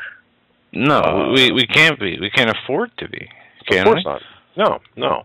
And when I say by being stupid, I mean we have to quietly, be resolute, get our act together, get people on the right mental and spiritual and practical path to be able to withstand the coming events. If we don't do that, we have not done our job. And our job is to help people get on that path. I don't care if you are sitting alone in an apartment in New Jersey listening to this, or if you're listening to this in Afghanistan. And hello to those people, to the very fine men and women in Afghanistan who are listening. We've got to get together, and we've got to get on the right path. So yeah, that's very true. I mean, but is that even feasible? It is. It's not, but it's not going to be through the government. It's not going to be by writing or faxing your house member or your senator. It's not going to be feasible in that fashion. You're not going to find any government or political solutions to this with the crowd that's in there right now, because every one of them is compromised by either by a higher power of their own. And I'm not talking about the God of Abraham, Isaac, and Jacob. I'm talking about the God of greed, lust, and money. Yeah. So that's why I'm saying, look, we cannot afford to give up this fight. It's too dear, because the fight to survive and the fight to be better people. And, I mean, that is two things that we have to always be working towards, no matter if we're in dire situations or we are in comfortable situations. We always need to be in prayer. We always, as much as we can, we need to be grateful as much as we can. We need to be loving and helpful as much as we can, as we're told to do. And that, I mean, even by doing simple things like that on a regular basis, you learn so much. And it's hard to explain some situations I've had and experiences I've had, but it's almost like you learn differently. You learn a deeper understanding of certain things than you would when you have a better attitude, when you always have a positive outlook on things instead of a negative outlook. It's your perception. I mean, you can have a bad perception and be a negative person. There's lots of people, probably everybody knows like that. No matter what it is, it's always a big hassle, it's always drama. Or you can have the other side where it's not that big of a deal, and the people are okay. They are at peace no matter what is going on. And we have to get much more like that, especially if we're going to endure, because there's a difference between enduring physically and spiritually and mentally. Well, it's interesting you say that, because we were talking earlier about the Reichstag fire in Germany and Nazi Germany, Hitler. It's interesting because if you look at what Hitler did, Hitler demanded this shift in educational philosophy of the schools at the time that would no longer the schools would no longer be concerned about whether matter was true or false, or history was accurate, or whatever. What the values of children, the values of children had the children, the values that the children had at the time were derived from their parents, like today, much like today, but perhaps even more so back then. They had to be indoctrinated and understand that groupthink was much more important than the individual. That's what was going on in Hitler's Germany. What's going on today? It's the very same thing. through psychological pressure. Any student who did not agree with the agenda that was, this educational agenda that was made up, they stood out basically as an embarrassment and were ostracized, but it was done to ensure compliance. And see, so they've got us on the, and I did hear, I think Glenn Beck said, get your kids out of the public school system. Well, this is part of it, because the public school system is indoctrinating our kids to accept accept things that are not normal. Yeah, and not only that, anything that you want to try to teach that is normal is outlawed, which makes it so much worse. Really, it makes it worse. Dad, do you have your studio up on the computer? Yes, I do. Because I uploaded that audio. Now I need to refresh my page. Wait a second. Hold on. Don't do that now, because I'm. As long as you have yours up, it'll be fine. That's all. I'm just making sure. I do. Yes, because I've done it before. All right. So I'll refresh the page, and I can go to this audio. Yeah, I think this audio clip, by the way, of Graham is very telling, to the point that everyone needs to hear this again. And folks, we'll get to your calls here shortly, but I got to tell you, this is really important. And this is the right clip. I think it is. I know it's either one of two clips, either him being questioned about. I'm pretty sure it's the right clip, because I remember moving it from my other computer to my new computer, and I think this is when he talks about when you ask for a lawyer if you are detained. But here, let's listen to this. It's 1:42. Simply saying that you have the option to make sure that you can put intelligence gathering as the top priority. So this, as you've identified and talked about, is a very reasonable compromise. And as you know, my colleague from South Carolina, I would have actually liked to have seen this go further. But this is very important that we bring this forward. And I would add that Senator Lieberman would have gone further than you, and nobody I respect more than Senator Lieberman, but trying to find a balanced way. So in summary here, 1032, the military custody provision, which has waivers and a lot of flexibility, doesn't apply to American citizens. Talking about the NDAA. 1031, the statement of authority to detain, does apply to American citizens, and it designates the world as the battlefield, including the homeland. Are you familiar with the Padilla case? That is a federal court case involving an American citizen captured in the United States that was held for several years as an enemy combatant. His case went to the Fourth Circuit. The Fourth Circuit Court of Appeals said an American citizen can be held by our military as an enemy combatant, even if they're caught here in the United States, because once you join the enemy forces, then you present a military threat, and your citizenship is not a sort of a get-out-of-jail-free card. That the law of the land is an American citizen can be held as an enemy combatant. That went to the Fourth Circuit, and that, as I speak, is the law of the land. That's right. That is the law of the land, and that's what's reflected in this provision in the Defense Authorization. That wasn't the right clip, but well, you got that was just as good. Yeah, there was another. Guys, if you want to find it, just search Lindsey Graham. I want my lawyer, or Lindsey Graham. Shut up. That's what it's called. And he talks about this. Somebody asked him a question. What do you do if you detain somebody who is wanted, or if you capture alive a person wanted of, suspected of terrorism? And he says, you tell them, you don't get a lawyer. You shut up. You're an enemy combatant. Yeah. We want to talk to you about why you decided to join Al-Qaeda. But at the same time, now John McCain and Lindsey Graham, this is why it's so important, especially these two. It's always these two. Advocating the most against Al-Qaeda, except they're the two most outspoken Republican senators on funding the rebels in Libya, in Egypt, and in Syria. Why is that? Well, would you expect anything different if they're... They're openly funding Al-Qaeda while saying, if you are... But this is way over the top. If you go back through... Go to Libya clips, go to Syria clips, go to Egypt clips, go to all these clips. They're the two most outspoken every time on funding these people, Republican senators. They're also the two most outspoken on the NDAA, on the drones, on attacking Rand Paul, on the other, for the other side, like the neocon side. It's absolutely mind-boggling. I don't understand. I don't understand how they get away with it. First of all, well, look, laws.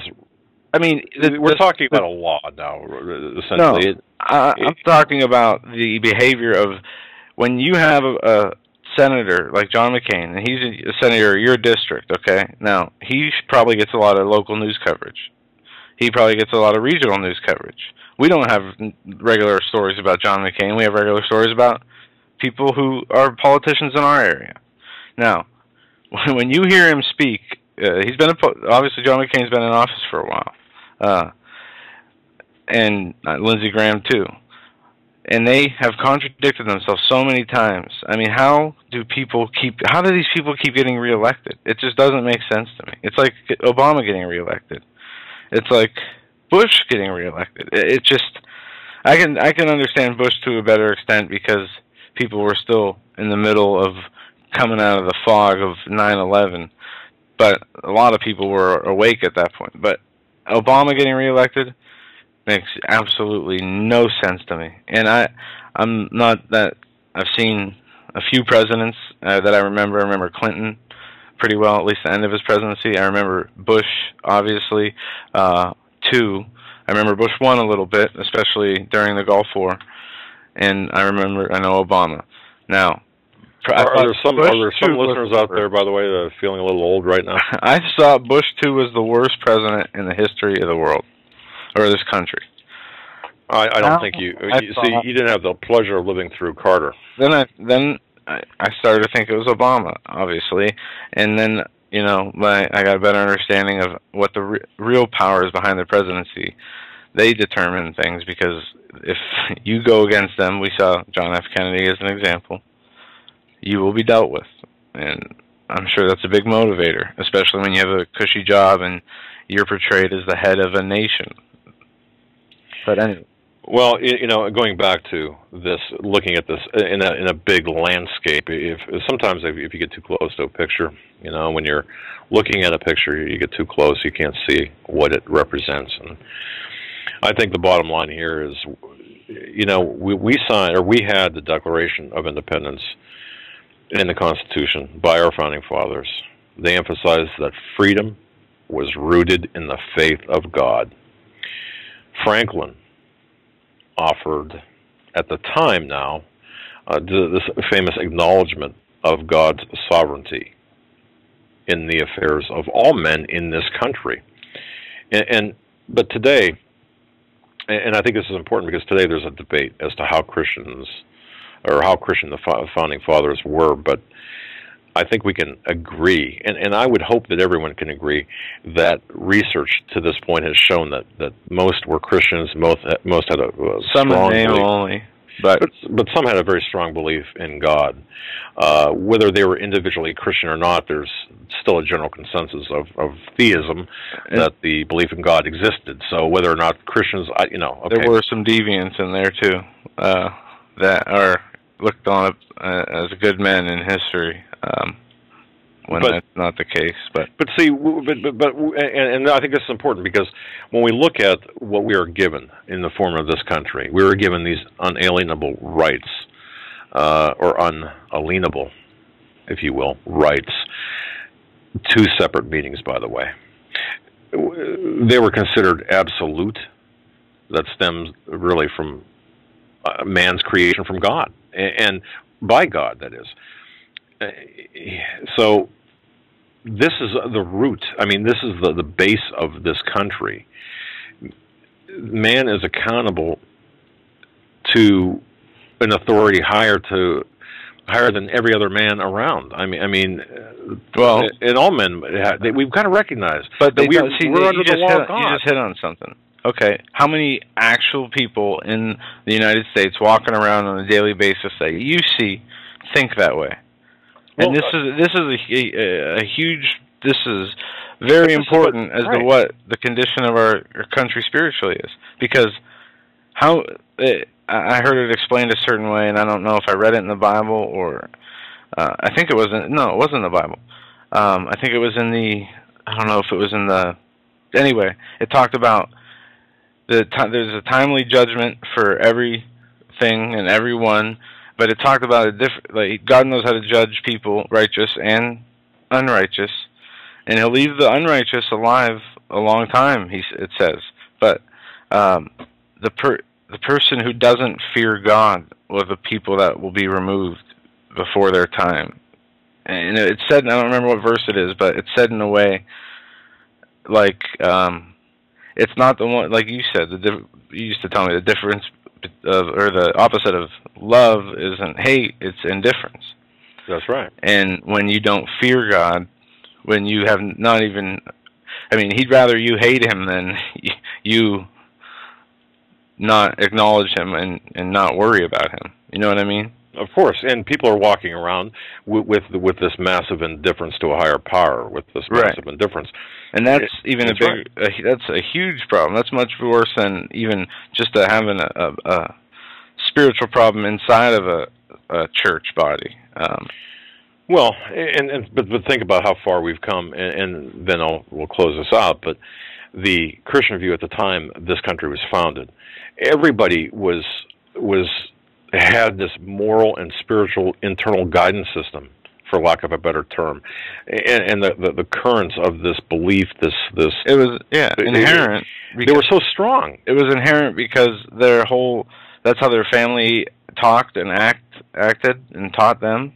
That's how everybody's acted, and it's because it was a different time, a different.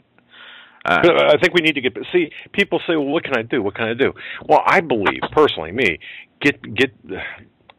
study what the founders of this country did, what the signers of the Declaration of Independence did. Study their mindset, understand what their mindset was, and it's not that hard to do. You can find that, and of course, we try to explain that. But adhere to that and model yourselves after their actions, because we are in if not the same, we have a much greater threat. And believe it or not, where's the threat coming from? And this is the other thing that people are missing, I believe, and I want to, again, give my thanks to my source. The major threat, where is it? If you had to pick out and address anywhere in this world, or an area anywhere in this world, where is the threat coming from? The threat of economic collapse, the threat of, what's the impetus? Where does our enemy reside? In any city, in any block, in any area, where does our enemy reside? It resides in London, in the United Kingdom, in that 1 mile area where all the banks and all of the power structures are. So you're saying all the evil is in London? No, I'm saying that the evil that is about to be bestowed upon us. The global. This banksters, is where the global money control is. Everyone should be and I look. London and New York is its little brother or whatever, and then you have everyone should be looking very, very closely at London, at that city within the city in London, in the UK, where the power of the Queen or the British dynasty resides, the British Empire resides, because that British Empire that was once a threat back in the 1700s is going to become a threat again. And see, we have a financial collapse. Right? We can't control if it happens or not. What do you mean, you and I? Right. Us. Even all of us, our efforts combined, I don't know if we could control the outcome of that. I mean, that's right. The game is rigged. We're playing the game. It's coming. So what do we do? Because we know it's going to happen. We just don't. It doesn't matter it does matter to a degree about where it's coming from, but if it's going to happen regardless. What do? We get out of the way. There's a number of things we have to do. We got to prepare. Because, once again, this is not going to be an overnight thing. This is not going to take a day to resolve, to go from a dollar-based currency to a global currency that's basically digitized or digital, if you will. Yeah, there's going to be a period of time in there. So what we're trying to do is prepare people for that period of time. Once you wake up on a Friday morning, maybe, or a Monday morning, or whatever, and you find out that the world has changed because the dollar has collapsed, because people have collapsed the dollar on purpose, and the very people who have done this are now on their islands and fortresses, or in their underground bunkers somewhere, or wherever they're at. They're gone, and plotting for the restructuring now into a global currency. You damn well better understand, I want to know who's behind this. I want to know who's behind the suffering of my family. I want to know who looted my 401k if I had one. I want to know who forgive them? No. So I want to know who my enemy is. I want to know who's acting to destroy me. I mean, I was giving you a hard time with that question. I mean, because I'll tell you. No, but we need to. I mean, this is part of what used to get pumped up, and it's understandable. You're talking about the theft of not only your money and material wealth on earth, but you're talking about the theft of your livelihood, your family, and yes, it's souls of our children, souls of our children and our grandchildren, the theft of the souls. But these people are harvesting, and you might think it's crazy. There's a method. I mean, that can be. You talk about preparation a lot. That can be the souls of the children can be saved. The souls of the young people, if they're taught right, if they understand. And I guess that is the biggest problem, is that they're being so misguided that normal is something they view as what we see as normal is something that is seen in most of young society as absolutely outrageous, or But I guess my point is, too, you have to know who the enemy is in order to attempt to mitigate the damage at the very least. So, and then paying attention to the chat room that much, but I see it's Satan in big capital letters with exclamation marks. And yeah, I mean, it is, but to a large... by the way, that brings me... The influence is out of our control. We are our own worst enemy. Church lady. In our control. We are, at least in my case, I'm my own worst enemy. Well, yeah, and you are, and I am too, and we all are to a large extent. But I guess the point I'm trying to make right now is people are asking, do we just give up? Because, my goodness, look, we're not. It's going to happen anyway, and we can't really make a difference. And it's just too hard. So I might as well just watch TV until it collapses, and then what am I going to do then? And I only have a week's food, and that's not going to be enough. So the heck with it, And I can't. I didn't buy a gun, and I can't certainly fire at the 13,000 George Washington troops outside. No, get a grip. Get a grip. Understand where you're at. Get your head right mentally. Get right with God. Identify the threat so you can mitigate the threat. Identify who's behind it and what's behind it. Anticipate what's coming. Anticipate and act accordingly. Wisdom is the ability to anticipate future actions. A very, very fine gentleman told me that. Well, that's not bad advice. And I'm going to move on here to a headline I mentioned earlier. I'm going to play a quick audio of this and what it means. This is about the trade agreement. Japan and U.S. reach agreements on auto exceptions in the Trans-Pacific Partnership. Local media reports have said today that Japan and the United States have agreed in principle that the U.S. auto industry will be able to keep tariffs on automobile imports for at least 5 to 10 years, with 2.5% for passenger cars and 25% on trucks. This is to be part of... Yeah, right. So, significance of this, remember Gerald Celente. I'm going to read this. Currency wars and shooting wars. I'm going to read this first paragraph, the rest of this first paragraph. Then play an audio clip that better explains it, but you're right. And this is important. Okay, so 2.5% for passenger cars, 25% for trucks. And this is to be part of the TPP, the Free Trade Agreement, the Trans-Pacific Partnership Free Trade Agreement, to which Japan is expected to announce its entry as early as March 13th. And here is an audio from Russia Today on the Trans-Pacific Partnership could endanger millions of patients. All right, NAFTA on steroids. That's what the phrase many insiders use to describe the Trans-Pacific Partnership, a multinational trade deal negotiated completely behind doors, from potentially sending American jobs abroad, possibly rolling back regulations on big banks and curbing your freedoms online. The TPP's effects on your daily life could be far-reaching. RT's Megan Lopez shows us another example of how this deal puts companies above people. For almost 3 years now, the U.S. has been participating in closed-door talks with 10 other countries, all in the hopes of arranging the biggest trade agreement in world history, the Trans-Pacific Partnership. The trade talks are so large and so expansive that the TPP is expected to affect more than 1 billion people worldwide.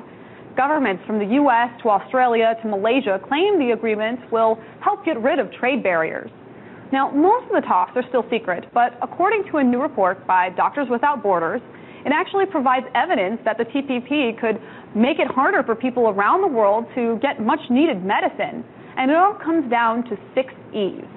First, the TPP expands the range of patents, meaning that it lowers the standards for them. Pharmaceutical companies could then make slight modifications to current drugs and re-patent the formula, keeping generic drugs out of the market. Next up, the length of patents would be extended by at least 5 years. A normal drug patent falls in the range of 20 years. Under the TPP, the extra time would compensate for delays in the regulatory process, but it would also prevent cheaper versions of the drug from making it to market. It also allows the elimination of many of the safeguards against patent abuse, including a process companies use to contest overreaching ones. And that enables numerous forms of patent abuse. It also requires participating countries to condition market approval on patent statuses, setting up even more legal hoops for generic pill companies to jump through. Our 50 of medical costs incurred by the TPP is enhanced. According to Doctors Without Borders, the agreement would enhance the company's control over clinical trial data, so generic drug manufacturers can't recreate the pill during that time. Finally, the TPP agreement would allow for strict enforcement of intellectual property rights, not just regarding pharmaceuticals. So there you have it, the 6 E's of the TPP, when it comes to medical costs anyway. To the average American consumer, the idea of cheap generic brands is less of a necessity. But to third world countries around the globe, generic medicine can be the difference between life and death. So it's more than free and open trade that lies in the balance of these negotiations. It's the lives of millions of people looking for a way to afford the medicine that could ultimately save their lives. In Washington, Megan Lopez, RT. And you heard them refer to the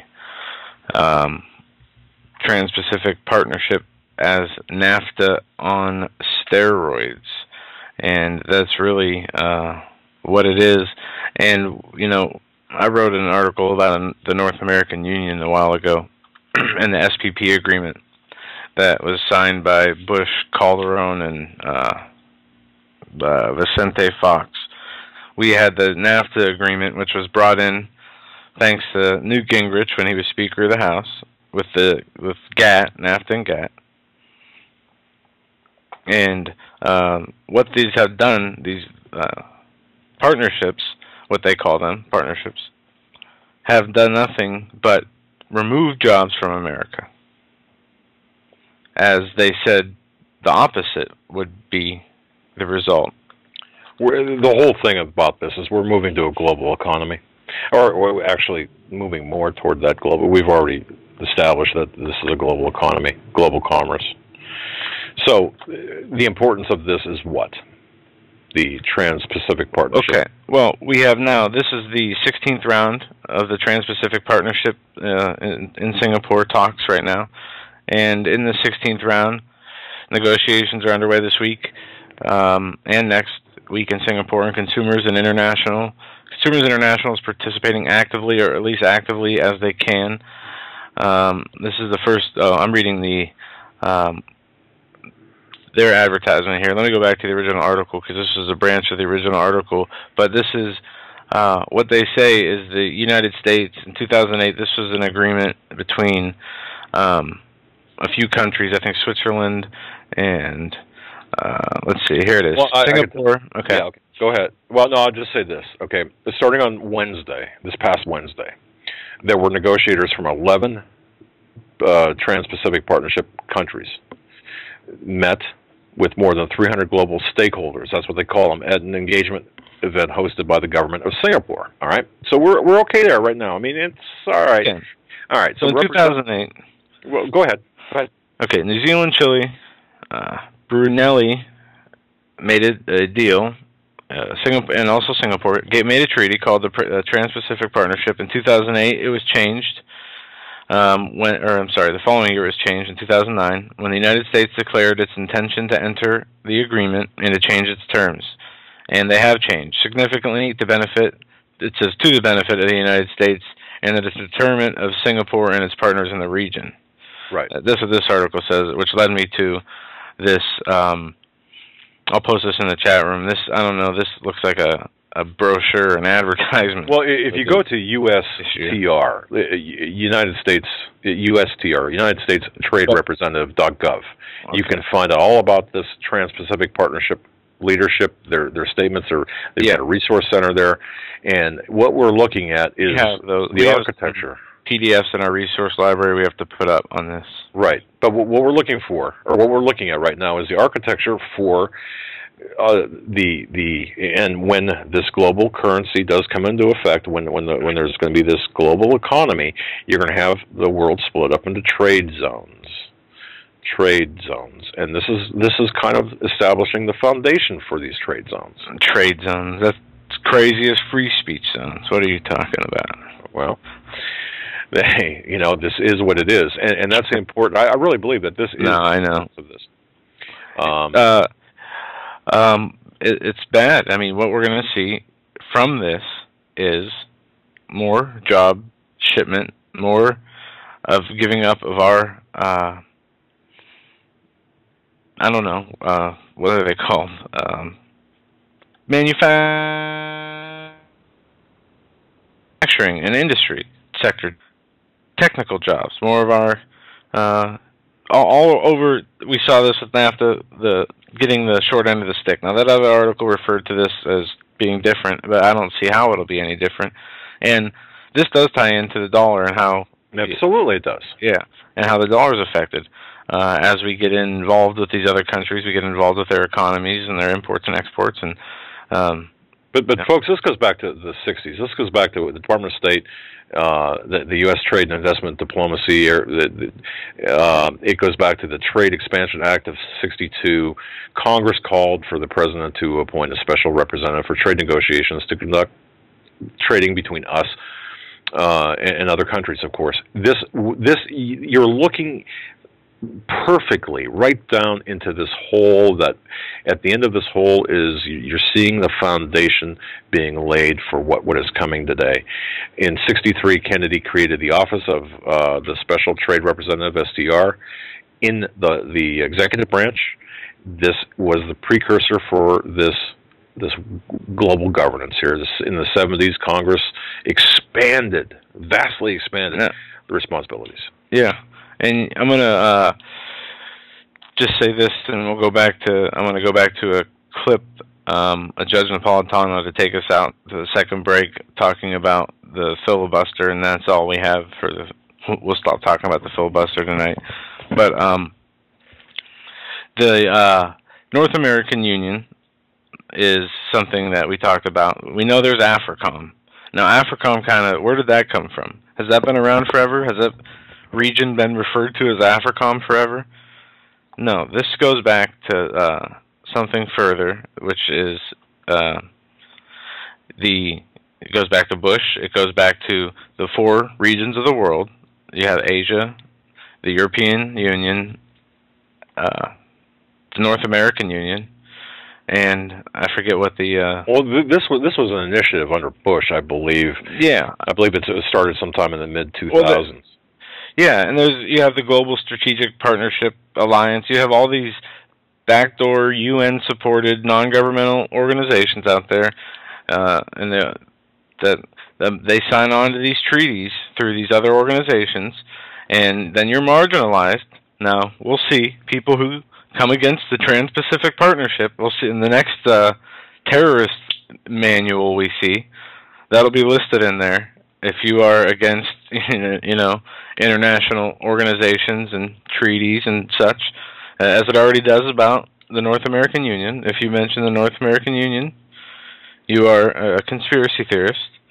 Of course. And it's just, you'll be marginalized. But this is going to do nothing but hurt our overall economy, our overall GDP, and our overall jobs numbers. And they're going to lie up and down, left and right, back and forth to drill it in your head that that's not the case, just like NAFTA and GATT. But you'll see, it'll be exactly the opposite of what they say. The only person with any grain of guts was Lou Dobbs to point out the North American Union, just as an aside. I just want to say that. So go ahead.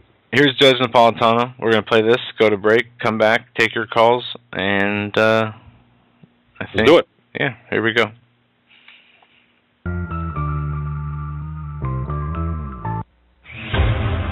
Right now, a lot of attention is on our nation's drone policy after Kentucky Senator Rand Paul filibustered, spoke for nearly 13 hours in that rare move, focusing on what he says is the Obama administration's refusal to rule out the possibility of drone strikes on U.S. citizens. Paul saying no American should ever be killed by a drone on American soil without first being charged with a crime and found guilty by a court. Joining us now, Fox News senior judicial analyst, Judge Andrew Napolitano. I know you have some pretty strong feelings about the drone program. Well, Senator Paul and I are on the exact same page. He and I have discussed this many times. We did not discuss how one stands and stays awake and lives as a normal human being for 13 hours on the well of... And that wasn't even the record. Strom Thurmond did it more than 24 hours. I don't know how Strom Thurmond did that, because, they have to stay standing and they can't leave for the normal things that we would all want to take a break for. Yeah. But in terms of the essence of what he did he succeed in preventing John Brennan from becoming the head of the CIA? Probably not. There's enough votes to confirm him, and that vote will be today, tomorrow, or Saturday. But I don't think that was his real goal, John. John, I think his goal was to open up the eyes of the American public to the attitude of the White House, which seems to be, we can kill whoever we want, how we want, without revealing it to the public, without even revealing it to Congress, and we're not even going to answer Senator Paul's letter about how we got here historically, legally, and constitutionally. Because the Constitution couldn't be clearer. If the government wants life, liberty, or property, it must take it through due process. Due process can mean a declared war against an enemy combatant, but it cannot mean killing a guy, an American or not, sitting in a cafe having lunch with his 16-year-old son. We use the drone program, obviously, in places like Afghanistan. We've taken out a number of terrorists in there and in North Africa as well. Is it such a slippery slope to imagine, drones at some future point being used on the streets of, New York City? Well, I think it is for a couple of reasons. When this question was put to the Air Force about 6 months ago, the Air Force responded by saying, we expect to have applications for 30,000 drones in the U.S. in the next 10 years. The vast majority will be owned by state and local police. Will they be used just for surveillance, or will they be used offensively? And more interestingly, John, when Bob Mueller, the director of the FBI, was asked if drones can be used to kill people, he said, ask the White House. When John Brennan, the soon-to-be director of the CIA, was asked the same question, he said, ask the White House. When the Attorney General was asked that question, he hemmed and hawed and went back and forth with the great Senator Ted Cruz from Texas, and eventually, after much hemming and hawing, said no. But it's very, very dangerous that this is not a clear and crystal and pristine and immediate no. Of course not. This isn't Stalin Russia. And don't do this. And he said, I thought I made that clear after a lot of hemming and hawing. He didn't make it clear. Senator Paul has made it clear to the public that the White House is contemplating these type of murders, and the White House and anybody in the government who thinks they can do this needs to be restrained and needs an eye-opener. Yesterday they got it. But should he have to suffer his body and soul through 13 hours of standing and, let's face it, not going to the bathroom in order to open up the country's eyes? That's the situation we're in today. The brave new world, not that far away. No, not that far away at all. When Aldous Huxley, author of Brave New World, and Orwell wrote these things, we figured it's science fiction. Now it's here. Judge Andrew Napolitano, always good to get your take. Thank you. Pleasure. Pleasure to you too, Mrs. Babin. Thank you, Judge. Hi, folks. Doug Hagmann here. You might know me as the co-host from the Hagmann and Hagmann Report, or as a frequent guest on Coast to Coast AM with George Norrie. If you're like me, you're tired and confused over today's headlines. You just don't know where to turn for accurate, concise information about really what's going on, what's truly going on in today's society. If you don't know where to turn for accurate, well-researched, and properly vetted news, I've got a suggestion.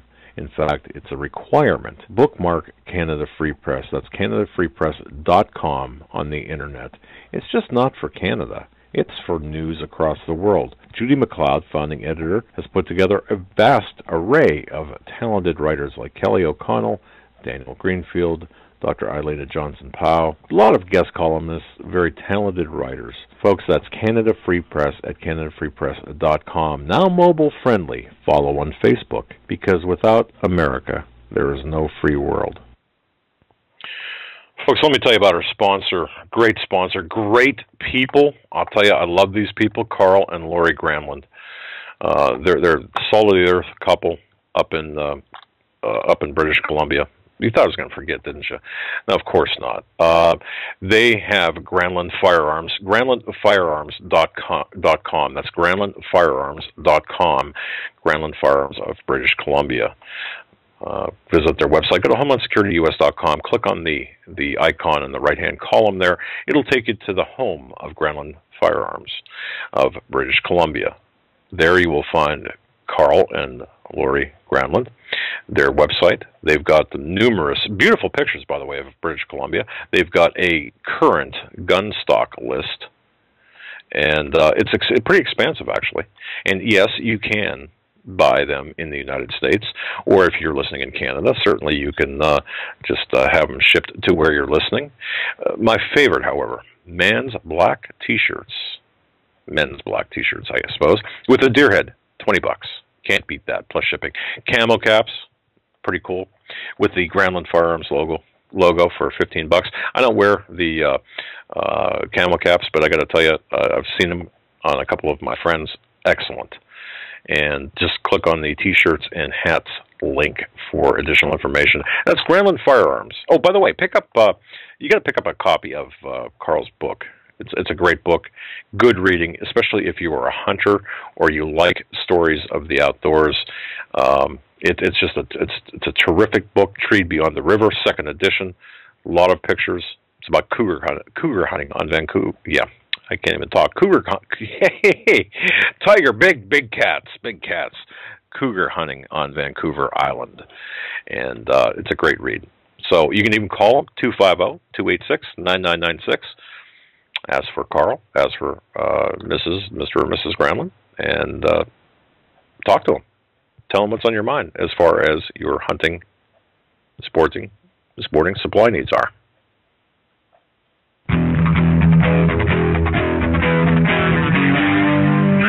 Doug Hagmann, one guy that doesn't need a bullhorn to get your attention. You want answers! I want the truth! You can't handle the truth!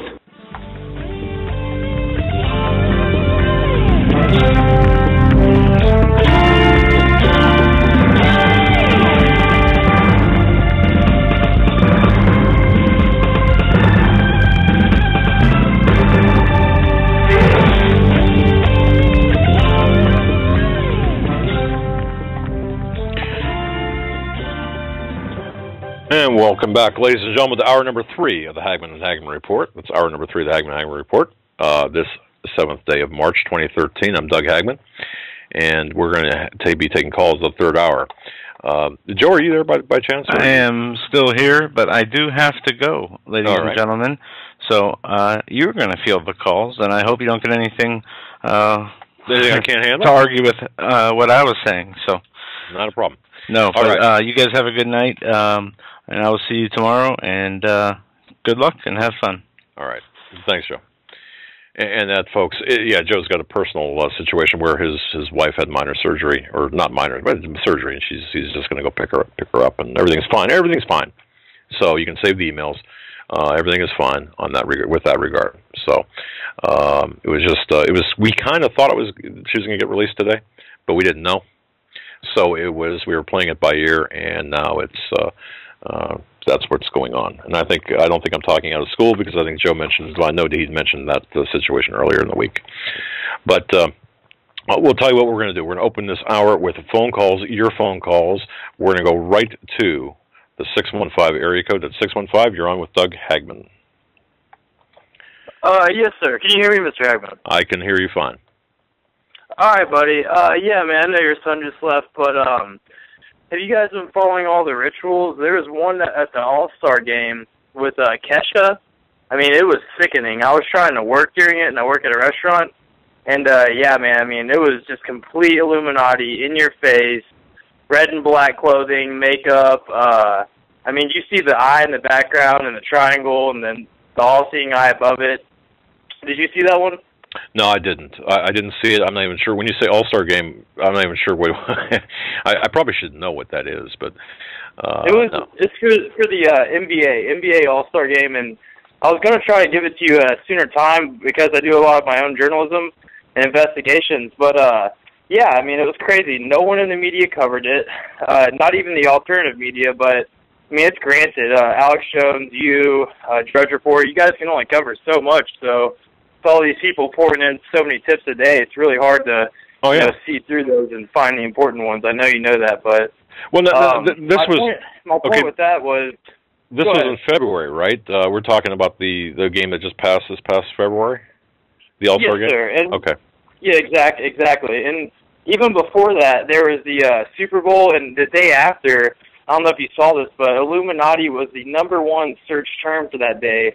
And it just kind of reminded me that, you know, even when everything seems so dark and evil, that, you know, what the devil tries to use for evil, God turns for good. So, you know, he is giving people the choice to choose between good and evil. And, you know, I tried to release that story on a local radio station here in town, but, you know, they denied me, of course, and called me tinfoil hat, which to me is not really a good argument, because if you were able to actually defend your position, and, you know, they asked me, they said, well, if you saw this Illuminati symbolism, why did you keep watching?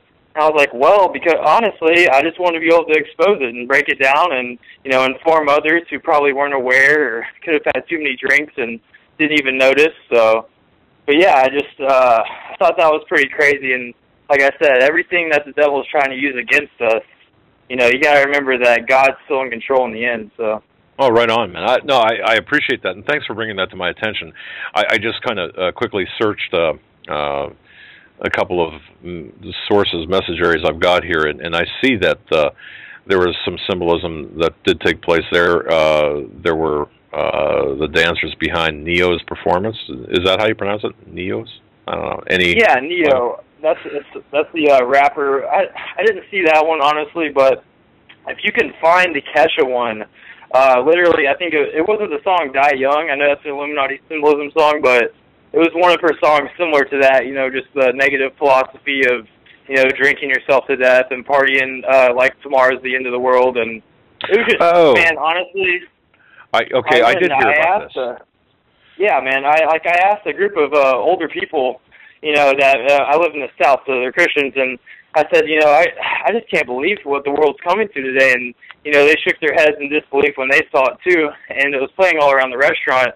And there's an atheist coworker of mine who's in her probably 50s, you know, late 50s.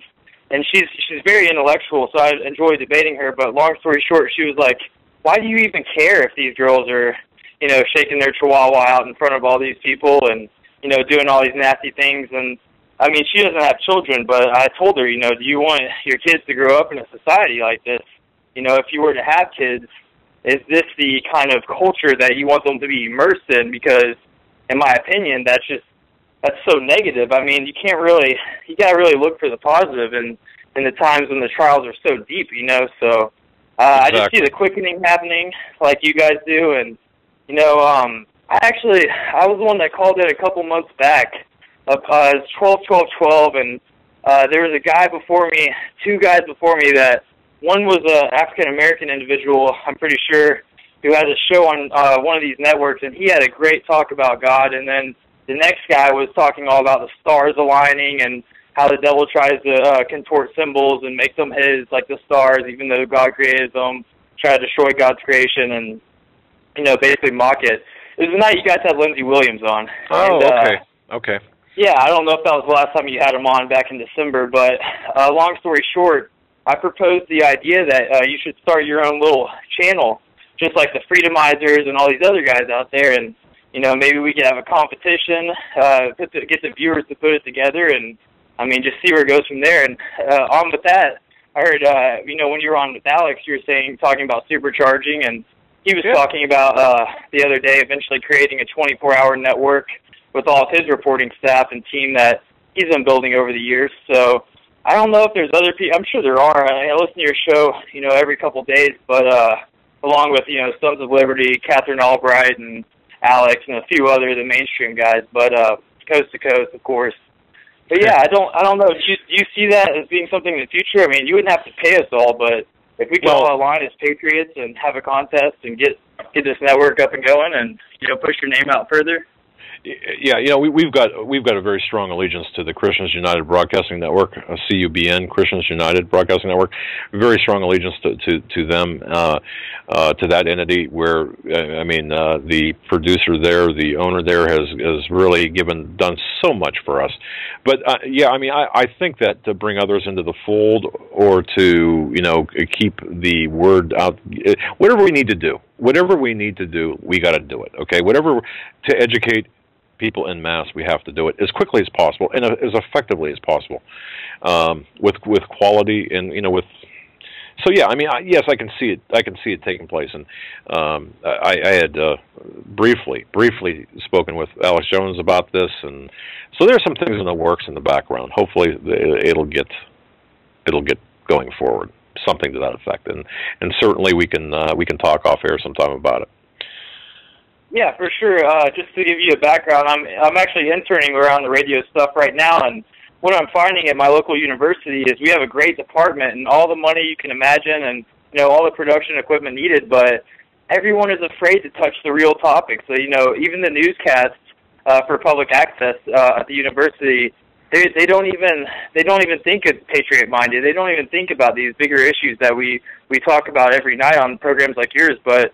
I just figured that if we could find a way to beat around the censorship and continue to grow the operation that you've already created and Alex has created and others. So, yeah, man, if we could really just get on that, it'd be good. I'm a very motivated person, so I would love to maybe dictate that or help get take the lead on that project. Or well, I'll tell you what. Why don't you do this? Why don't you just go to HomelandSecurityUS.com, send me an email, just click on my name, and then email box will pop up with whatever your email client is, and then send me an email. In the subject line, just put caller from Thursday, and I'll grab your email, and we can talk off air about this. Anything else before? So caller Thursday, and then it's just Doug Hagmann at the Homeland Security. Yada yada. You got it right. It's right off of our website, HomelandSecurityUS.com. Anything else before we cut you loose? No, thank you, sir. I appreciate your time. All right, man. Thanks. Great call. And again, we have to stick together. We have, but he brought up an important point here with respect to the censorship. There is this. Oh, I don't know, what is it out there? This reluctance. This you start looking at the bigger picture. You start talking about things like the Illuminati or things like the Council of 300, Council on Foreign Relations and Trilateral Commission. You start talking about that. Even on a Glenn Beck venue, or in a Glenn Beck venue, or even in especially in a Sean Hannity or Rush Limbaugh, not to point fingers at them, but to just describe the commercialized venue that they're in. You cannot do it, and when you get on coast to coast, that's a different audience, different. That's something totally different altogether. Although they do a great job with a lot of their guests talking about this very subject, but I think that and people might say, man, you've really gone off the rails because you never, ever talked like this before. What the heck? In fact, I did have somebody say it today. What happened to you? And I just said, look, you just start researching things and you follow things to their ultimate destination or their ultimate route and start connecting the dots. And it doesn't take much. Go to the library. You don't have to do it on the internet. Go to the library. Get some books. Read some books. Actually, physical books, that you can hold and touch and whatever. By the way, I want to thank Lucy. Lucy for recommending a book, Hitler's Cross, by Erwin Lutzer. I do have a copy of that, Lucy. Thank you very much. But I recommend that to all people. And I want to thank Marianne for providing us with that copy for the studio. It's called Hitler's Cross. It really gets into how the cross, the Christian cross, was used as a symbol of the Nazi agenda. And inside, it's a day read. It's a couple 100 pages, 200 pages, maybe 2 days if you take notes. It gets into a lot of the machinations of Hitler, his agenda, and how Christianity was basically defiled in Nazi Germany. And it's got a lot of fascinating facts in that book. But let's go back to the phones. Taking in order of hold time, let's go to area code 304. That's area code 304. You're up with Doug Hagmann. Hey, Doug. Hey. It's good to speak to you again. I'm just, what you've been saying for the last few days, I want to say that's, it's been on my heart too. You almost were to a point where you just got to stand, you got to have a place where you can just kind of stand back and let the things happen around you. I know not everybody's in that position, and I'd like to be a lot more prepared than I am, but... yeah. I mean, everyone. Look, you can have... we're just normal people. You and I'm a normal guy. I don't have a lot of... I would say that you might even be more prepared than I am, okay? But you still have to work towards that every week, How are your preparations coming every week? You just have to keep that going. Yeah, I know. And we have other people working with us. The people in our church. And it's really amazing that people are really, some of them are really waking up. It's like, now what are we going to do? Let's go out and do this and do that. And it's like, But you got a plan, and you got a plan for that time where it's going to be an in-between time. And we don't know where the Lord's going to take us anyway. There's always going to be a remnant. There's always going to be His elect. And He's going to always be with us, and He's always going to make a way for us. And I don't know what that way is going to be yet. I don't know if anybody actually knows. No one can tell me that they know. Yeah, I had a conversation like this within the last couple of days. What you said is so right on. There will be a remnant, and we don't know. We will exist. And go ahead. I didn't mean to interrupt you. I like that, but we just don't know. But we know that the Lord is going to. He's going to lead His people through. And. As long as He's our standard bearer, we put Him before us, and He's gonna lead us through. There was no doubt about it. So, we can't be afraid, but you just look around and like you say with the financial thing, I've worked for years, and I see it all going down the toilet, and it's like there's nothing I can do about it. I wish I would have listened to certain people, 10 or 15 years ago, I was yelling at Steve Quayle.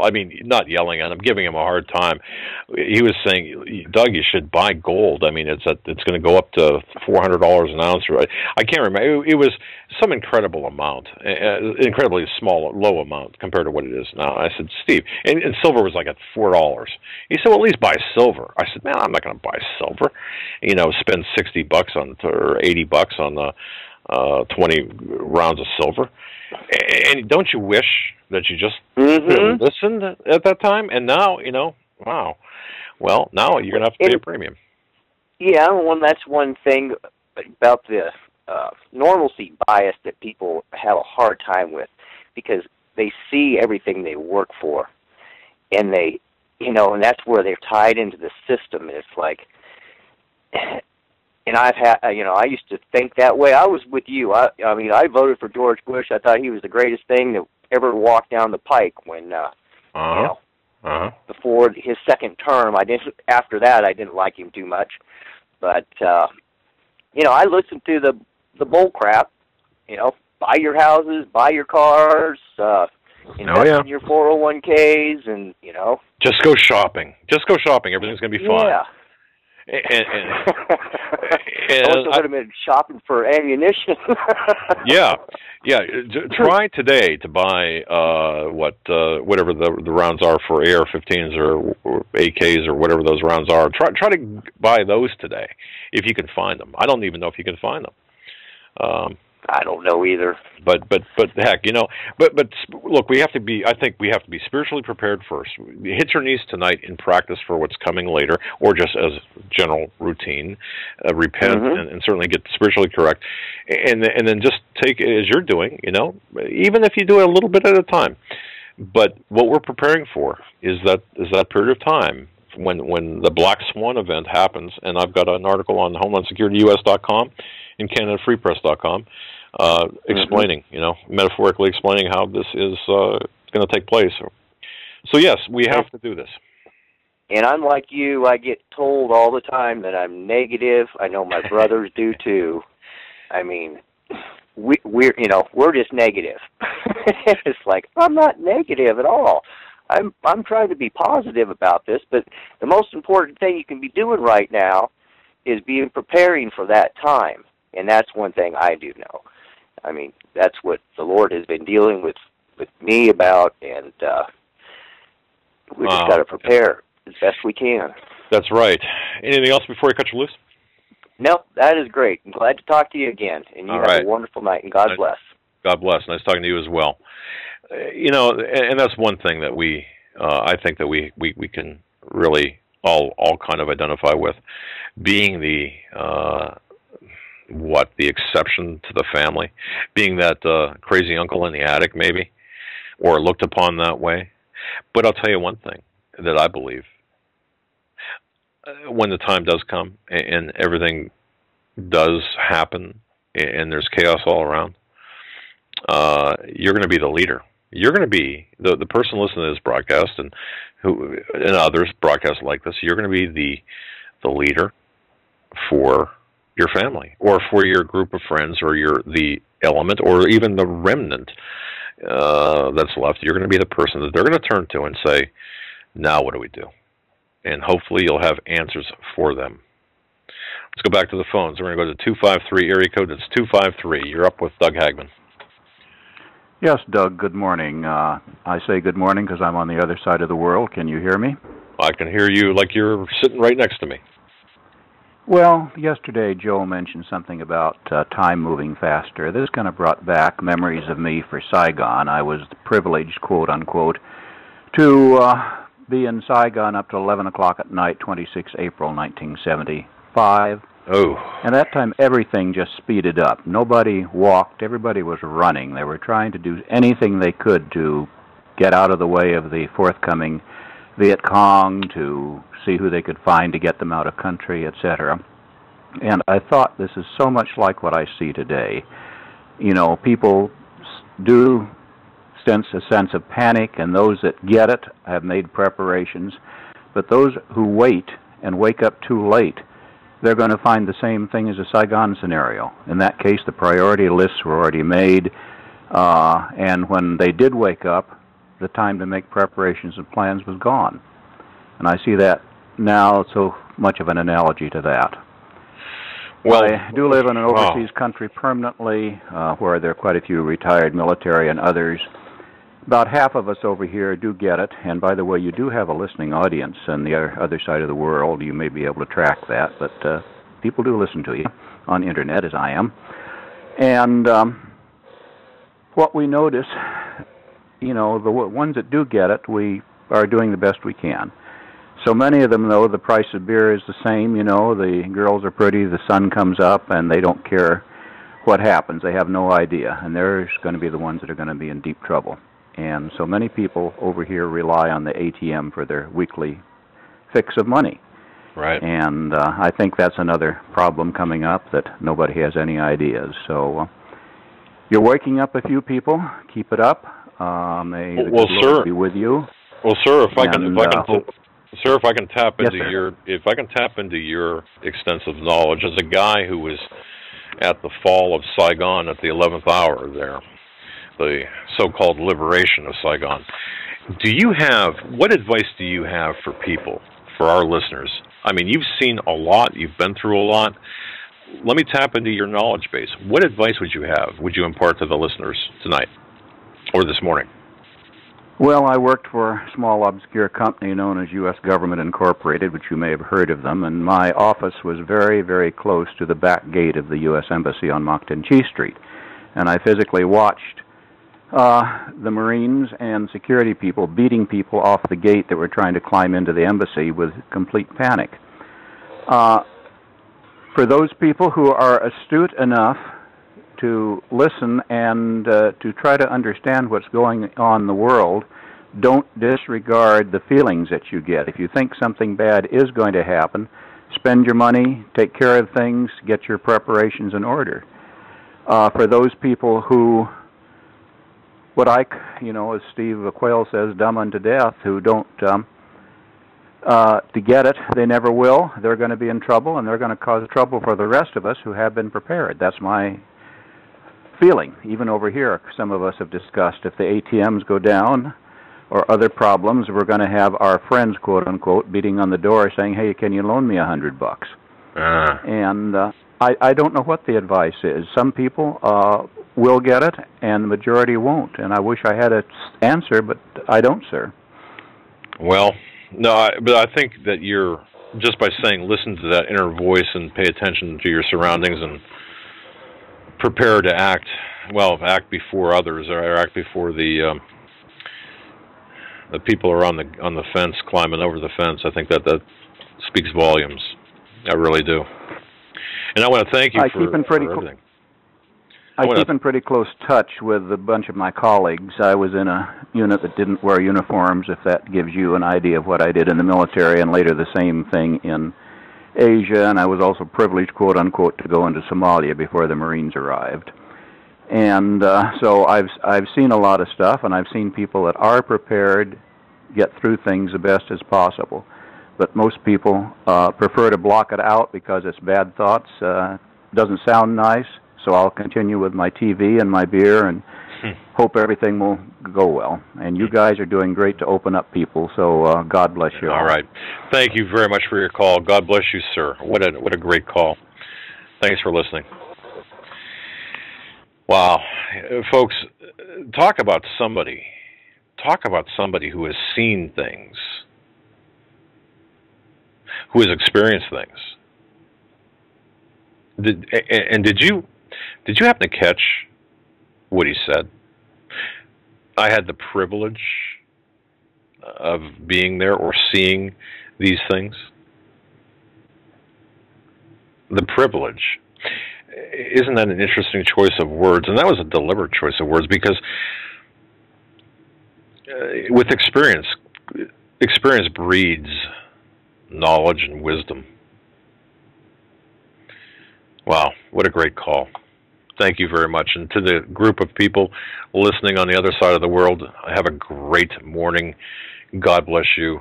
You folks will certainly be in our thoughts and our prayers.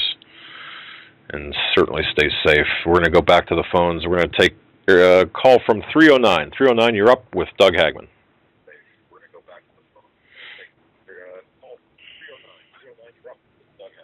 Hello. Hello there. Hi, Mr. Hagmann. Yes. I'm calling from the Midwest.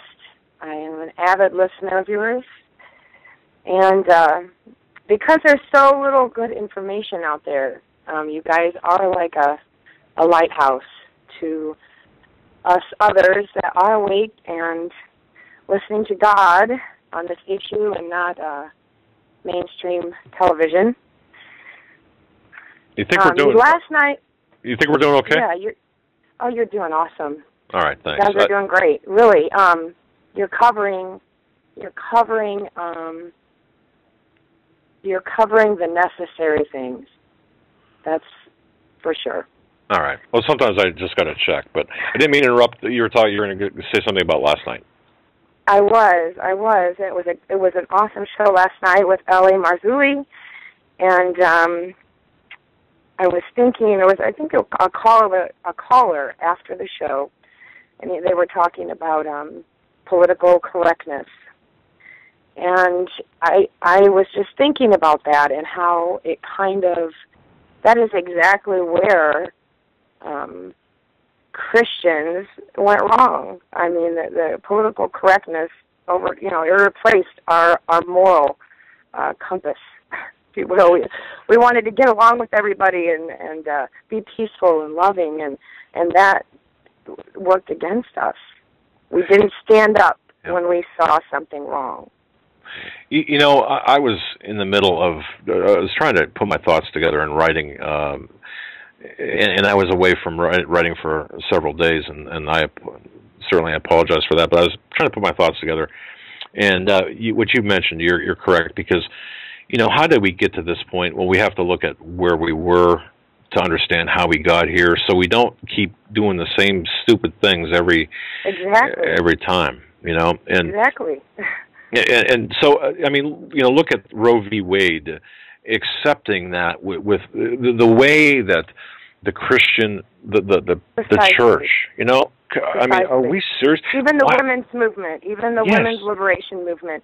I'm going to say my mother was a part of that movement, and my mother is a Christian woman.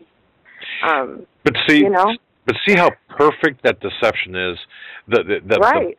Oh man, and thank you for bringing that up, because the liberation movement, the women's liberation movement, was all of it. Part of it. It was all funded. They have funded both sides of everything. When I mean everything from Occupy Wall Street to the women's liberation movement to all of it. Oh man, you are absolutely right, 100% right on the money. God bless you for that. And then there was I just had a couple of things that on those lines, just really quickly, because you might want to take some more calls, but we just need to walk with uprightness. The truth is that we are right, and we know how this ends. We need to walk and stand up to what we see. We have to. That is our calling. It is. We need to know that we're right. We're right in what we're doing. We're right in those thoughts, whether it's politically correct or not. Exactly. We walk in the righteousness of God, and we are able to, it's abandoning the situational ethics and the morality of having the morality of a rubber band. We stick to what we know to be true, good, and tolerance of evil. Then evil tolerance itself is evil. Right. Yeah, exactly. And and I know that Joe has said it before, that those who dwell in the farthest parts are afraid of your signs. That's all. These people that say people are negative when they talk about these things or bring up the truth, it's because they are not ready to face it. They're not in a position, exactly right. A personal position, to understand or comprehend what that means, because that means they'd have to look at themselves. Well, you're 100% correct. Thank you so much for your call. I love your show. You guys are awesome. Please keep doing what you're doing, and you're totally on the right track. So. Oh, well, thanks for that. God bless you. Have a great night. God. Boy, caller from the Midwest, huh? Great call. And she's right. She's absolutely right to bring out, to make a note of the point that if you look at American history, the women's movement, just look at everything that happened after, around the World War II and afterwards, the entrance, the necessity of women to enter into the industrial workforce in the absence of men here in the United States. Well, I guess we can go back to even analyzing why we entered World War II in the first place. to get a full view of the situation. But what were the collateral effects of World War II? Well, you had the women entering the workforce, and then pretty soon as the caller mentioned, the women's liberation, the feminist movement, funded by both sides, or even a part of the communist goals. And one might say, well, what does communism have to do with anything? Isn't communism antithetical to a one world governance system? No, it's really at the root of it. And this is how this is going to play out. It's by understanding where we've been, to know where we are, to anticipate where we will be if we keep on the same track, and also to, as necessary, to avoid, to get out of the way instead of bleeding. I had a friend that I always used to say, you duck or bleed, and that's where we're at. So back to the phones here. We're going to go to 413. 413, you're up with Doug Hagmann. Hi, Doug. I have some scripture I want to read, if I can. Sure. Okay. We always I know, and this is in regards to last night's show, the Book of Enoch, all of that. Oh, there's your phone again. Yeah, can you believe that? It's just. I'm gonna have a sound or a. Never mind. Go ahead. Go ahead and read the scripture. Okay, I'm going to go ahead and read. This is Hebrews, and it's chapter 11, verse 1. It says, "Now faith is being sure of what we hope for, and certain of what we do not see. This is what the ancients were commended for. By faith we understand that the universe was formed at God's command, so that what is seen was not made out of what was visible. By faith Abel offered God a better sacrifice than Cain did. By faith he was commended as a righteous man, when God spoke well of his offerings, and by faith he still speaks even though he is dead. By faith Enoch was taken from this life so that he did not experience death. He could not be found because God had taken him away. For before he was taken, he was commended as one who pleased God. And without faith it is impossible to please God, because anyone who comes to him must believe he exists, and that he rewards those who earnestly seek him." And it goes on to talk about how Noah prepared an ark, and, the people of that day, which is supposed to be exactly how it is in the end times, or, how they were towards Noah, and he continued to condemn them and build the ark, and, the rest of the story. But I just thought I had a little bit of a revelation about Enoch and went to the scriptures, because a lot of people, they don't read Enoch because it's an extra biblical book. It's not in the Bible, but there's an awful lot from that Genesis 6 chapter that L.A. Marzulli and Steve Quayle and a lot of people talk about. And it's just interesting that Enoch was translated. He was one of two, right, who didn't actually die. He was translated. He went missing. And the Book of Enoch is not in the Bible, but yet it has so many keys to Genesis 6. I just thought that was very interesting. I got to tell you this. I was a big anti-Enoch reader. Right. I was thinking, well, wait a minute. If it's not in the Bible, I'm not going to put much credence in it. But as you said, the Bible makes reference to it. Right. And Enoch was a son of Cain, which Cain was the seed of the devil, of Satan, really. I mean, if you think about it, you can think of it. I don't want to get way out there, but Abel was pleasing and Cain was not, and Enoch was Cain's son, but he walked pleasing to God, and God took him for whatever reason. He took him. He translated him. Right. You know? Right. And I think it's an important distinction. I think the way I look at this is just me, by the way. I look at the Book of Enoch as a historical reference and kind of a complement or historical reference to the Bible. That's how I look at it. So, yeah, there's nothing in Enoch that you know that contradicts anything in the Bible. It only enhances it. So exactly. Anyway, I just thought that, and I also wanted to make a comment. A few callers back, the younger man who was talking to you about like hooking up a network. I just wanted to throw out there that, you know, every day I go through the same scenario of who I listen to every day. And you guys are always, you know, on that list. I listen to you guys every day. And I listen to Rick Wiles, and I listen to Irvin Baxter, and then I have a few others, Corbett Report, whatever. But Rick Wiles is trying to set up a Flowing Stream's entire network right now of many, many of you guys that all are trying to get the truth out. And that may be an avenue that eventually, hopefully, you guys can really, you know, connect yourselves together.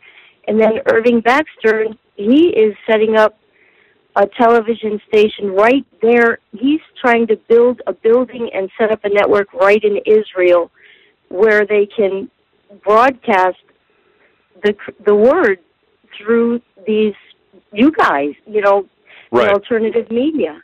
Right. So I don't know. Hopefully someday we can hopefully soon, within the next, you know, it's all coming very quickly. Well, I'll be talking to Rick, sometime before the end of the weekend, and I'll be asking how his efforts are coming. There's efforts taking place on all sides. So, and to coordinate something this massive, it really, it's not as easy as it sounds. It would take the hand of God. It would take the hand of God. Yeah, it definitely will, and but you know what, we've got that belief, and I'm sure that you know, look, I'm sure we're gonna grow in his spirit and word, and I really believe that. And Christians United Broadcasting, I'll tell you what, they've done so much for us. I want to thank them so much. So, well, they could fall under the umbrella too of whatever. It's got to be, you know. It could. You don't know. God is just very miraculous in the way He works. Doug, you're going to turn your head, and there it'll be. Look at where you are right now. Yeah. And I'm giving you encouragement right now because you're getting the word out, whether you like it or not. God's propelling you forward. You know. Oh, thank you. God bless you. Well, you know, I got to tell you, it's if you would ask me, you know, 2 years ago if I'd be sitting here, no, of course not. But boy, you know, man can make plans, and God laughs and puts you in the place where you are to be. So that's if you put your faith in God, and that's where I like to think we've done. Well, thank you so much for your call. God bless you. You're welcome. All right. Have a good night. You too. Great call. Fantastic call. I want to clarify something I said earlier. Again, this comes from just a true friend of mine, wise beyond anything. Wisdom. Wisdom is the ability to foresee the future consequences of present actions. And if you think about that and apply that to your life, maybe when you were, I don't know, in your 20s, isn't that true? Wisdom is the ability to foresee the future consequences of present actions. I had that written on a card on my studio wall here, and you know something? I don't know where that went. I'm going to have to rewrite that again. Wisdom is the ability to foresee the future consequences of present actions. Sir, I want to thank you very much for that. All right, let's go back one more time here, a couple more times as we can to the phones. Wait a minute, I'm getting a super secret private message here. Let me just double check here. All right. No, that was nothing. All right, here we go. Let's go back to the phones. Let's go to the 303 area code. That's 303. You're up with Doug Hagmann. Good evening, gentlemen. Good evening. What's on your mind this evening? Well, just keeping my focus on Yahushua. Indeed. Just want to tell everybody in the chat room and it's listening, we got a pretty good umbrella to stand under here with the Hagmann and Hagmann show. I feel that, centralizing under one umbrella the whole freedom movement will make it an easier target. You guys haven't with your electrical equipment. Well, that's true. Some of it was actually operator errors, we found out, but a lot of it has been seriously, and I've got to. I'll say this, admit this on the air. A lot of it had to do with is outside interference, deliberate interference that we have never experienced. I mean, I've paid, and I'll say this, I've paid some pretty highly priced and knowledgeable engineers to come in here, take a look at the setup, follow the cables, and watch one time things take place. And he looked at me and said, I can't describe this. This is something outside of your system. This is coming in at your system or at your broadcast. This is not coming from your equipment. And to hear him say that, and Joe will back me up on this, oh man. So you have a point there to the extent that if we could be decentralized but have a point of broadcast, that wouldn't be that would be just a point of broadcast where everyone could go to and just kind of through one click be able to listen. But beyond that, I wouldn't certainly not occupy the same building or the same equipment or same airwaves, but and have the ability to go backwards too. It comes down to the message. You guys are the only ones out there in tandem, Steve Quayle, Tom Horn, etc., that want to talk about Jesus Christ and how it relates to the world and signs. A lot of the other shows, they don't want to touch it with a 10-foot pole, and shame on them. But why is that? Really, why is that? It's their fan base. It's absolutely their fan base, because there's a lot of believers out there, and I've mentioned this before. It comes down to spiritual maturity. We know who our Lord and Savior is, and that's Jesus Christ. Those that are sitting on the fence, they want to have it both ways. They want to keep one world to be Christian, and then they want to turn that world away to be in the world. And again, along with your preparedness, the only preparedness that means anything is your relationship with Yahushua, Jesus Christ. Exactly. And I love what you guys are doing. This is where I've landed. And I want to also, on kind of a sidetrack, I want to thank you, Mr. Hagmann, for your service to this country and the oath that you swore to the Constitution.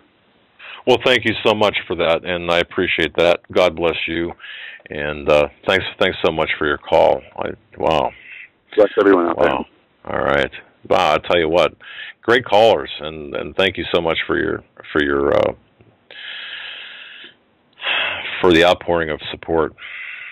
Let's go to 716, Western New York. 716, you're up with Doug Hagmann.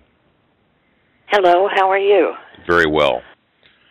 How are you? I need to practice my courage tonight. I met a friend today in town who is someone that is very much in the know. And there are apparently big DHS people in town, and they're paying visits on veterans with the suggestion getting in the door that they might be having, copyrighted material? But they're actually looking for guns. Okay. I've heard. And like I say, I'm right across the border from you in Lucy Town, so it's here. I know where you're at. I mean, by you giving me that, I know where you're at now. And I figured there wasn't, if it would be helpful if there are people. Do you have an audience from this area, or are they probably from all over the world and all over the country? We have a pretty vast audience. As a matter of fact, where you're at, there are a number of people that I do know personally that listen to this program, either live or on archive. And the county that you're in, I have a contact within the county. And I heard something, what you're referring to, I heard something. It was just kind of a grumbling. It wasn't a rumor, it was a grumbling. Like, what are these people doing? And person I heard... most of what I got today was whispers, and my friend is not in a position where he was so angry that he said, I wanted to get this viral. And he's really not in a position to do that. So he didn't give me all the details, but they got into the house, they tore up these people's houses, and in one occasion they turned over the couch and wanted to cut the bottom of the couch. Okay, no, I didn't hear that. Huh? No, I did not hear that. Okay. Okay, so this is, this is very specific, and like I said, this is a person that is in the know. And I said, well, let me see if I can figure out some way where I can make it public. Give me the notes on what you want me to say, and so I could be more specific. But that's about all I have right now. But I know he said he had at least 3 or 4 friends who had visits. All right. You know? If I can make a suggestion, because if this, well, I'm not going to say if, this being the case, because of the close proximity to where we broadcast from and the area from which you're calling, without giving any names, without giving any specific addresses or anything like that, if any victims of this harassment would like to have that harassment documented by photograph, by video, whatever, I could have, or I personally would go out, take some pictures without giving any names or putting anything on the, or without identification. Make it go viral, because if this is the case, that there is this war against veterans, and I believe that there is, we need to get this viral. Because but I didn't believe it was here. Oh, it's here. It's here. You know, and people think that this is a rumor. I didn't believe it was in the backyard. I know we have drones running up and down the street behind me, but this was a real surprise, and most of the information I got was between people and in whispers. So, like I said, I said, what do you want made public? Make me some notes, and, let me see what I can do. So get it on video.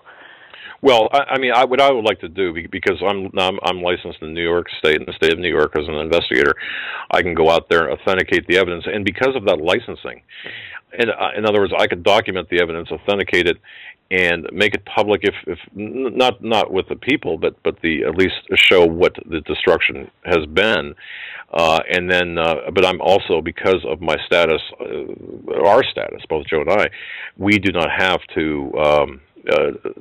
We don't have to reveal anything. In fact, we're bound by a confidentiality agreement. So it's kind of a very unique situation. So I would be more than willing to help whoever is involved in this and take this on, because look, if this is happening to the people you know, it's going to be happening to the people other listeners know as well, or even people listening. That's incredible. This is incredible. It's like I've just I was kind of hoping you wouldn't pick up.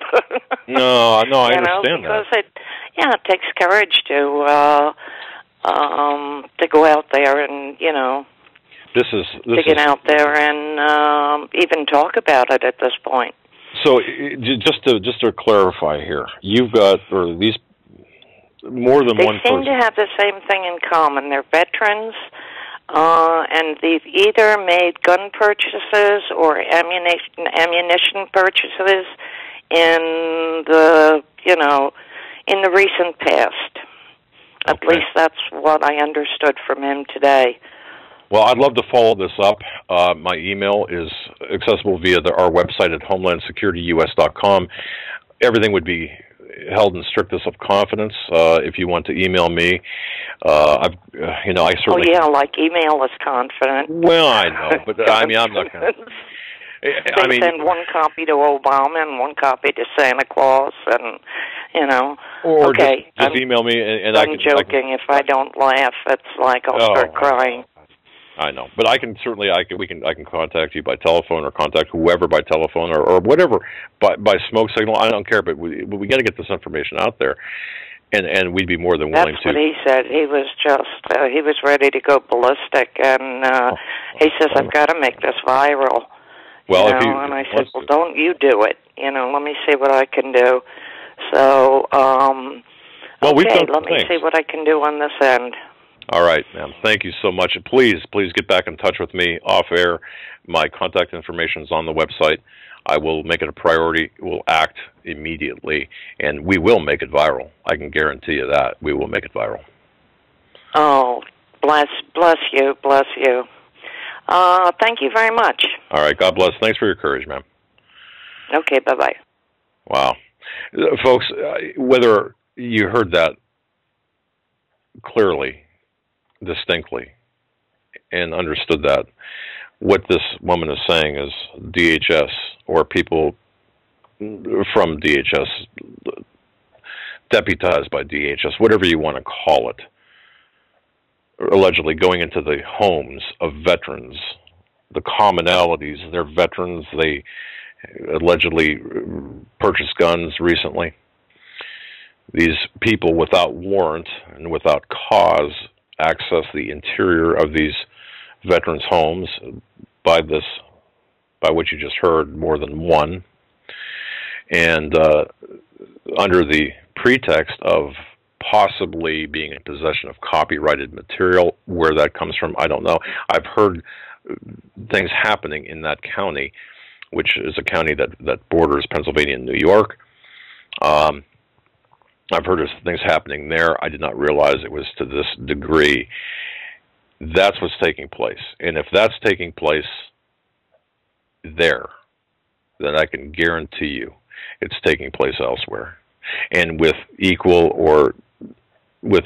viciousness and so we have to definitely make this viral, because when you begin attacking veterans, now I have not seen this, I cannot verify this, but we will do our best to authenticate this and to make it viral. But if this is what's taking place, then it's later than we thought.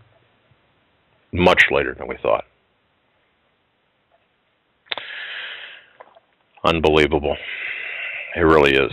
So, just to recap tonight, ladies and gentlemen, I want to thank everyone. I'll tell you what, we'll just try to squeeze in one more phone call here, just to be fair.